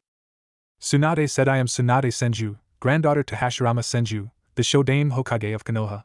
It is an honor to meet you, Katsuyu-sama. Katsuyu asked, where were you going when you fell here, princess of Konoha? Tsunade said, I was actually trying to find you, I think. My grandfather has asked myself and my 2 teammates to look for 3 summoning contracts that he was told about from the summoner of the dog's contract. We were each given a riddle to follow, and my riddle was a steady pace will win the race. The sea will only stop your progress. Heat and cold are an enemy, to also find a place that is full of life and comfortable for all. Katsuyu nods and said, I see, and you were able to figure out that riddle, but why should I let you sign the contract for my family? Tsunade said, I don't know but why you should let me sign your contract, but if there is any way that I can prove myself, I am more than willing to do it. Katsuyu looked at Tsunade and said, there is a test. I have the ability to break myself into multiple slugs of smaller size, and it has helped me to take care of each of my children at the same time. If you wish to earn the respect of my family, then what you must do, go with each of my smaller forms who will have one of my children who each have different taste of plants that they like. They will tell you the name, and you must find that plant they want. If you can find all of them before the first day of summer, then I will let you sign my family contract, but you only get 1 chance to find the correct plant, and if you do not find it, you will have to wait till you do every other one of my children before you will be allowed to try to find the correct plant again. However, if you fail then to protect my family, I will protect them by destroying you to keep the secret of our home safe, but if you find them all, then I will accept you as a member of my family. Do you understand? Tsunade gulped and said yes. And thought, hopefully all those herbs mom taught me, plants I learned from medicines, and plants grandfather taught me about will be enough. Katsuyu deformed down to thousands of little slugs 2 feet tall and left the room. Soon one returned with a smaller slug on its back, and the little slug said, fox breath. Tsunade nods and asks, so how many children do you have? Katsuyu said, a little over 400. Tsunade eyes widened and said, well, let's get going. And thought, now I understand the part about going slow and steady. If I don't pace myself and take my time to get the correct plant, then I am dead. As she was led out of the cavern they were in. 3 weeks after leaving Konoha, Jiraiya had been in the mountains of Kumo for a week now, and he thought, stupid mountains and stupid summons, how am I supposed to find anyone when I can't even see because of these stupid clouds? As he climbed, he blinked as his hand felt a curved rock and thought, this feels almost like a breast made out of stone. As he got a small nosebleed which he wiped off and then used the hand to feel the stone again while having fantasy. As he giggled while caressing the stone that drew his imagination, suddenly felt the stone shift toward him from the shaking of his giggle, and the stone with Jiraiya on it fell toward the ground below, and he screamed noob. As he hit a river, and he heard a crash behind him as he slowly stood up, wincing from the hard impact on the water, and he saw a statue of a toad landed on its feet with cracks going through it, and he saw that a bloody handy print of his, and he sweat dropped and thought, note to self, never imagine a stone as a breast again. Especially when it is a giant eyeball. Jiraiya's ear twitched as he heard several female voices, and he thought, oh, this is great, I can spy on some lovely ladies while they play in the water. As he began to follow the voices, and he soon found a small waterfall, and he looked around trying to find the source of the female voices. As he was looking, he knocked a small stone off the edge he was standing on, and then from below in the water several shouts of pervert was heard, and Jiraiya saw several toads jumping up the side of the cliff, and right before the toads pounced on him and began to attack him, he heard a female voice come from the biggest frog there saying, let's get him. Girls. As he was attacked and beat down. When Jiraiya awoke, he found himself in front of a giant toad with a graduation hat on his head, and he said, ah, you must be Jiraiya. We've been expecting you. Jiraiya gulped and said, yes, I am. How do you know me? The elder toad said, relax, Jiraiya. I have foresaw your coming here for over 300 years now. I had a vision many years ago about a boy who shall stumble upon the mountain of the toads and be given the power of the toads. You shall become a pervert without equal, and you shall observe nature in all its beauty. You shall then train a child of prophecy who will either bring peace or destroy the world. The choice of which will depend on a choice you will make. Jiraiya asked, so if you knew about me coming, then why did you not just come get me? The elder toad said, now where would be the fun in that? Ma, Pa, please take him to sign the toad contract and begin teaching him our ways. 2 toads jump and land on each side of Jiraiya, and Pa said, please come with us. As they jumped away, and Jiraiya took one last look at the elder toad and followed the 2 smaller ones. Once they were gone, the elder toad said, I wonder how long it will take him to realize that I knew his name. I wonder though, what is the one who has the kitsune contract like that sent me that scroll? Flashback. The elder toad was sitting on his pedestal when a green blur appeared in front of him, and he saw a 2-tailed fox standing there, and he asked, who are you and what are you doing in my lands? The fox said, my name is Lee and I come on behalf of my summoner. He has asked me to deliver a scroll to you about the child of prophecy. The elder toad's eyes were wide a moment, and asked, how does your summoner know about the child of prophecy? Lee said, I am afraid you will have to read his scroll to understand. The elder toad said, very well, Pa, Ma, please take the scroll away from him and read it to me. Pa landed beside Lee and took the scroll that was in a pouch on Lee's back, and he opened it and read. Greetings, Gamma Clan. My name is Naruto, and I wish to discuss the prophecy that you have. A boy shall stumble upon the mountain of the toads and be given the power of the toads. He shall become a pervert without equal, and he shall observe nature in all its beauty. He shall then train a child of prophecy who will either bring peace or destroy the world. The choice of which will depend on a choice the boy will make. At this point all 3 toads were wide-eyed, and the elder toad said, proceed. Pa nods and read. The prophecy has been fulfilled already through acts of impossible feats and blessings of a kami with the help of the teachings of the sage arts, and the world was thrown into darkness which destroyed all but now has been redeemed. However, please ensure that should you receive another vision you still give him the prophecy, because without him believing in the prophecy having yet to be fulfilled, the world could fall back into darkness again without a chance for redemption. Signed, one of the 2 children of prophecy. End flashback. It had been 6 weeks since Orochimaru entered River Country, and he looked at the cave he was in and thought, I will not die here. I will pass this test. Across from him stood Manda, who was curled up flicking his tongue into the air, and said, you have surprised me so far, human. Not only did you find the shrine of Yamato no Orochi, but you sacrificed your own blood to enter our den, but you were able to find the Kusanagi, grass cutter. However, you did not think that the snake that acted as a sheath for it was alive, and so now you have been poisoned by it. That was Takaru, the guardian snake of Kusanagi. He has become immune to all the poisons of the blade of Kusanagi, and all of his venom is as deadly as the sword itself. If you survive his venom, then you will have walked the path of eternal darkness, and you shall have the right to keep the sword of Kusanagi as well as the contract for the snakes, but you will have to give us the lives of your enemies as sacrifice. Now let's see if you can survive the venom, or not, human. As he grew a sick smile. It has been 3 months since Tsunade first left the Leaf Village, and she was currently in the Cavern of the Slugs reading, and Katsuyu asked, what new lesson are you reading about today, princess? Tsunade looked up and said, I was reading on how to repair damage to the heart. I am still surprised about what happened. Katsuyu asked, and is everything as she said it was? Is everything that they claim true as you tested them? Tsunade said, yes. I have tried it on several fish, and have found every jutsu here works just like they said it would. Katsuyu asked, do you trust them? Tsunade took a deep breath and said, at first no, but there is nothing I can say now. It honestly appears that the gifts they gave us were meant to help us. I just don't understand. As she remembered what happened. Flashback. It was the day of the full moon, and Tsunade had the last child of Katsuyu, Hiko, along with the mini Katsuyu, looking for a scarlet clover, and Tsunade. After looking for half a day, Tsunade found it, and she said, that's the last one. Katsuyu said, well done, Tsunade, you have passed my test, providing for my children, and have shown great patience and knowledge of herbs, plants, and poisons. I accept you as the summoner of the slugs. As a puff of smoke appeared and a scroll appeared beside Katsuyu.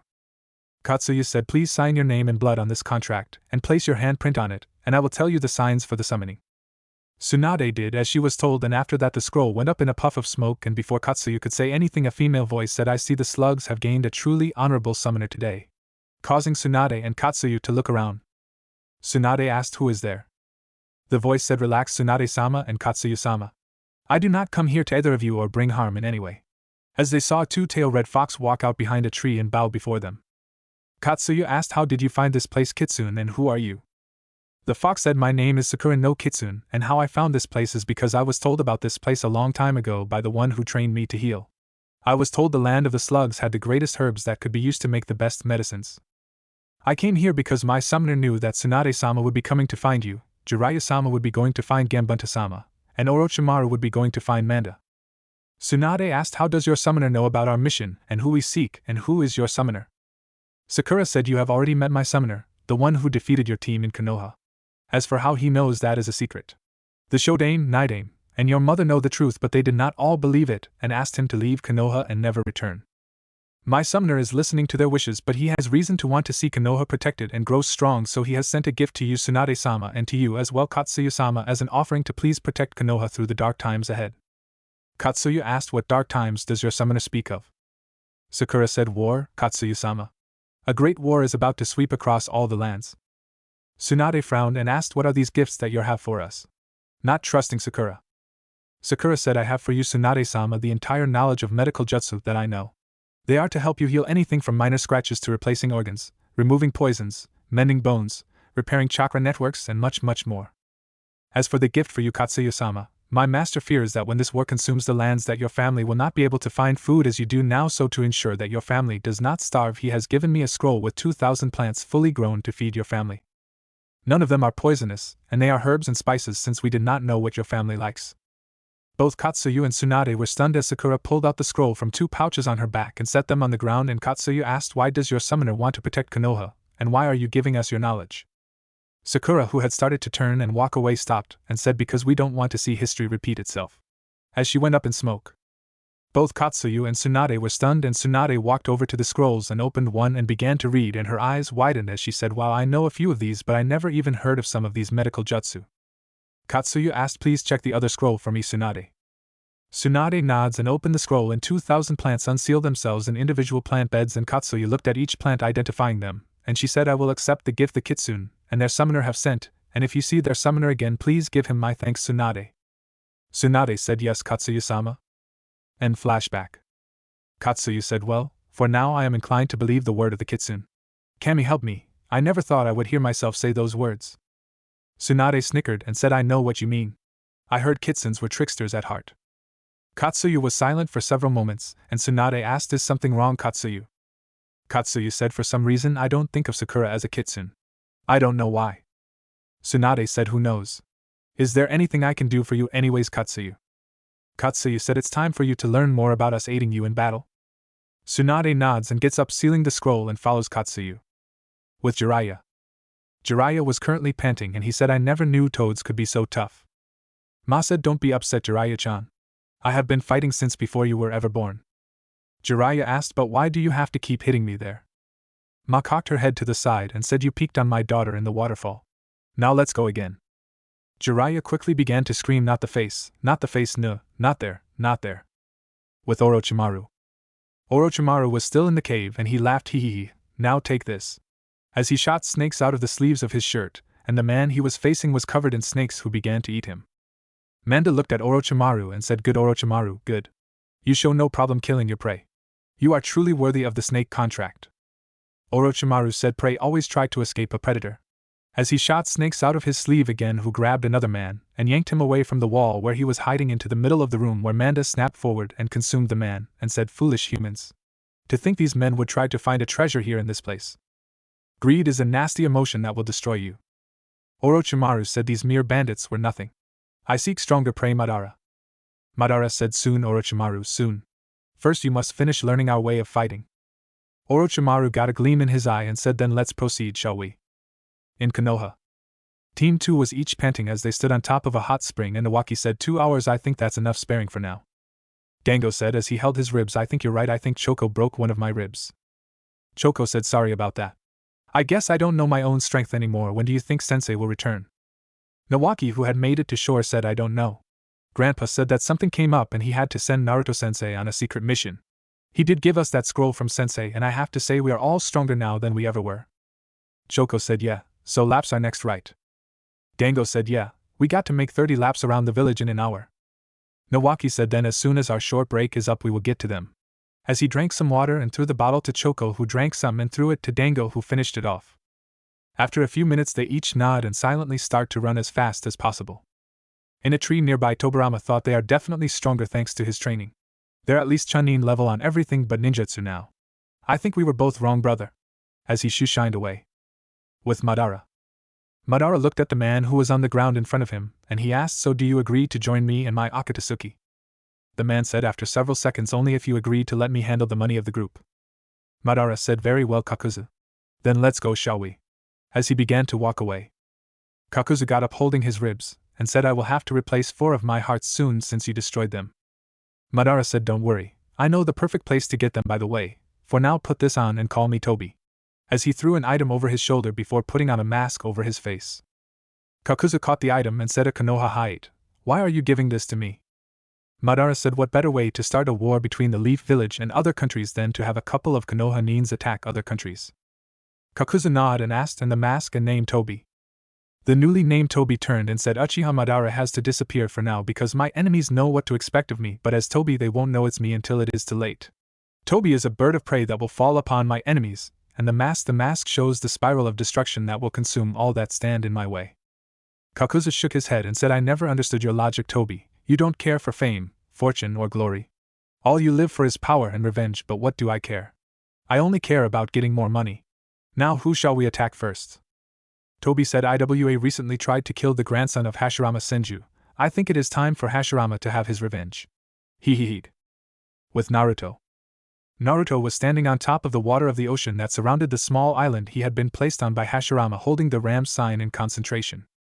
Around him 12 water dragons were spinning around each other without touching and Naruto grunted as he released the seal and the dragons crashed down into the water below and a Kagebunshin on the bank 200 yards away shouted 36 minutes. I would say you have completely mastered that jutsu. Naruto walked onto the shore and said yeah, I can feel my water affinity has improved also. So what is the next water jutsu on Kakashi-sensei list? The clone said that was the last one actually. You had completed the wind jutsu, non-elemental jutsu and most of the earth jutsu before we came back. Now that you have completed the rest of the earth and water jutsu all we have left are around 200 fire jutsu, 75 lightning jutsu and around 100 odd elements. Naruto took a deep breath and said alright. Let's work on the odd elements first and get them out of the way. I don't think I will ever be able to use lightning jutsu because of my primary wind affinity, and since I have basically mastered earth and water which are both weaknesses of fire they are probably out as well. The clone asked what about trying to work on your sand, wood, and ice jutsu? Naruto sat down to rest feeling really tired and said I might be able to experiment with the ice by combining a water jutsu and a wind jutsu together like the water dragon and wind dragon and maybe a few others like that, but it takes 3 times the normal chakra to use ice than either of those jutsu regularly do. Wood is still mostly using that growth jutsu and concentration to manipulate it. If I could have got the Shodaime to teach me a few of his woodjutsu I might be able to do more, but Yamato-sensei only had so many woodjutsu himself, and he only let me learn growth to try and help make food for people and even then it was not the best, and I had to channel sage chakra with it.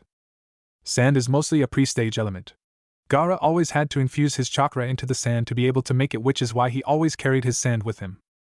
My fighting style takes speed to work, so using it as more than a distraction like I did back in Konoha is not really worth it. I guess the best I can do for now would be working on those odd elements, and then see if I can upgrade a few of the jutsu Kakashi-sensei gave me. Give me the Master Scroll and Dispel to inform the clones out at sea about what I planned, and have them work of their Bunshin scroll list. The clone said right boss. As he went up in smoke.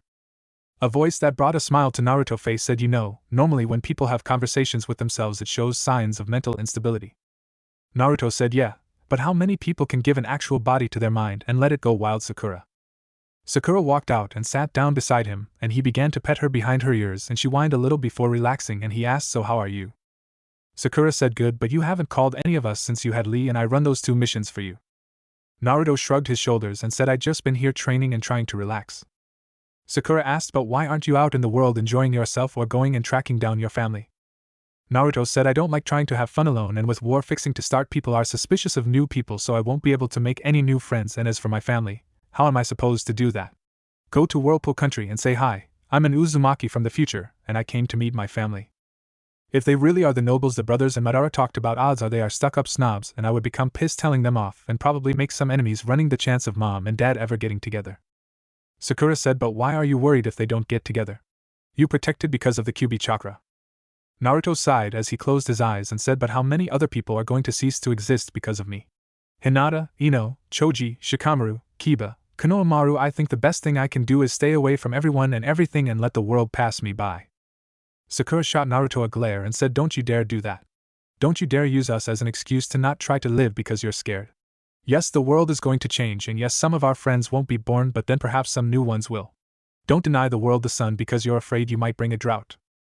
If you do then eventually the world will die. Naruto sighed and said sorry I just don't know what to do Sakura. All I ever known is gone. This isn't my world. I'm probably the strongest person on the planet, and yet what can I do with the abilities I have? Make myself king and tell others what to do. I won't follow Madara path.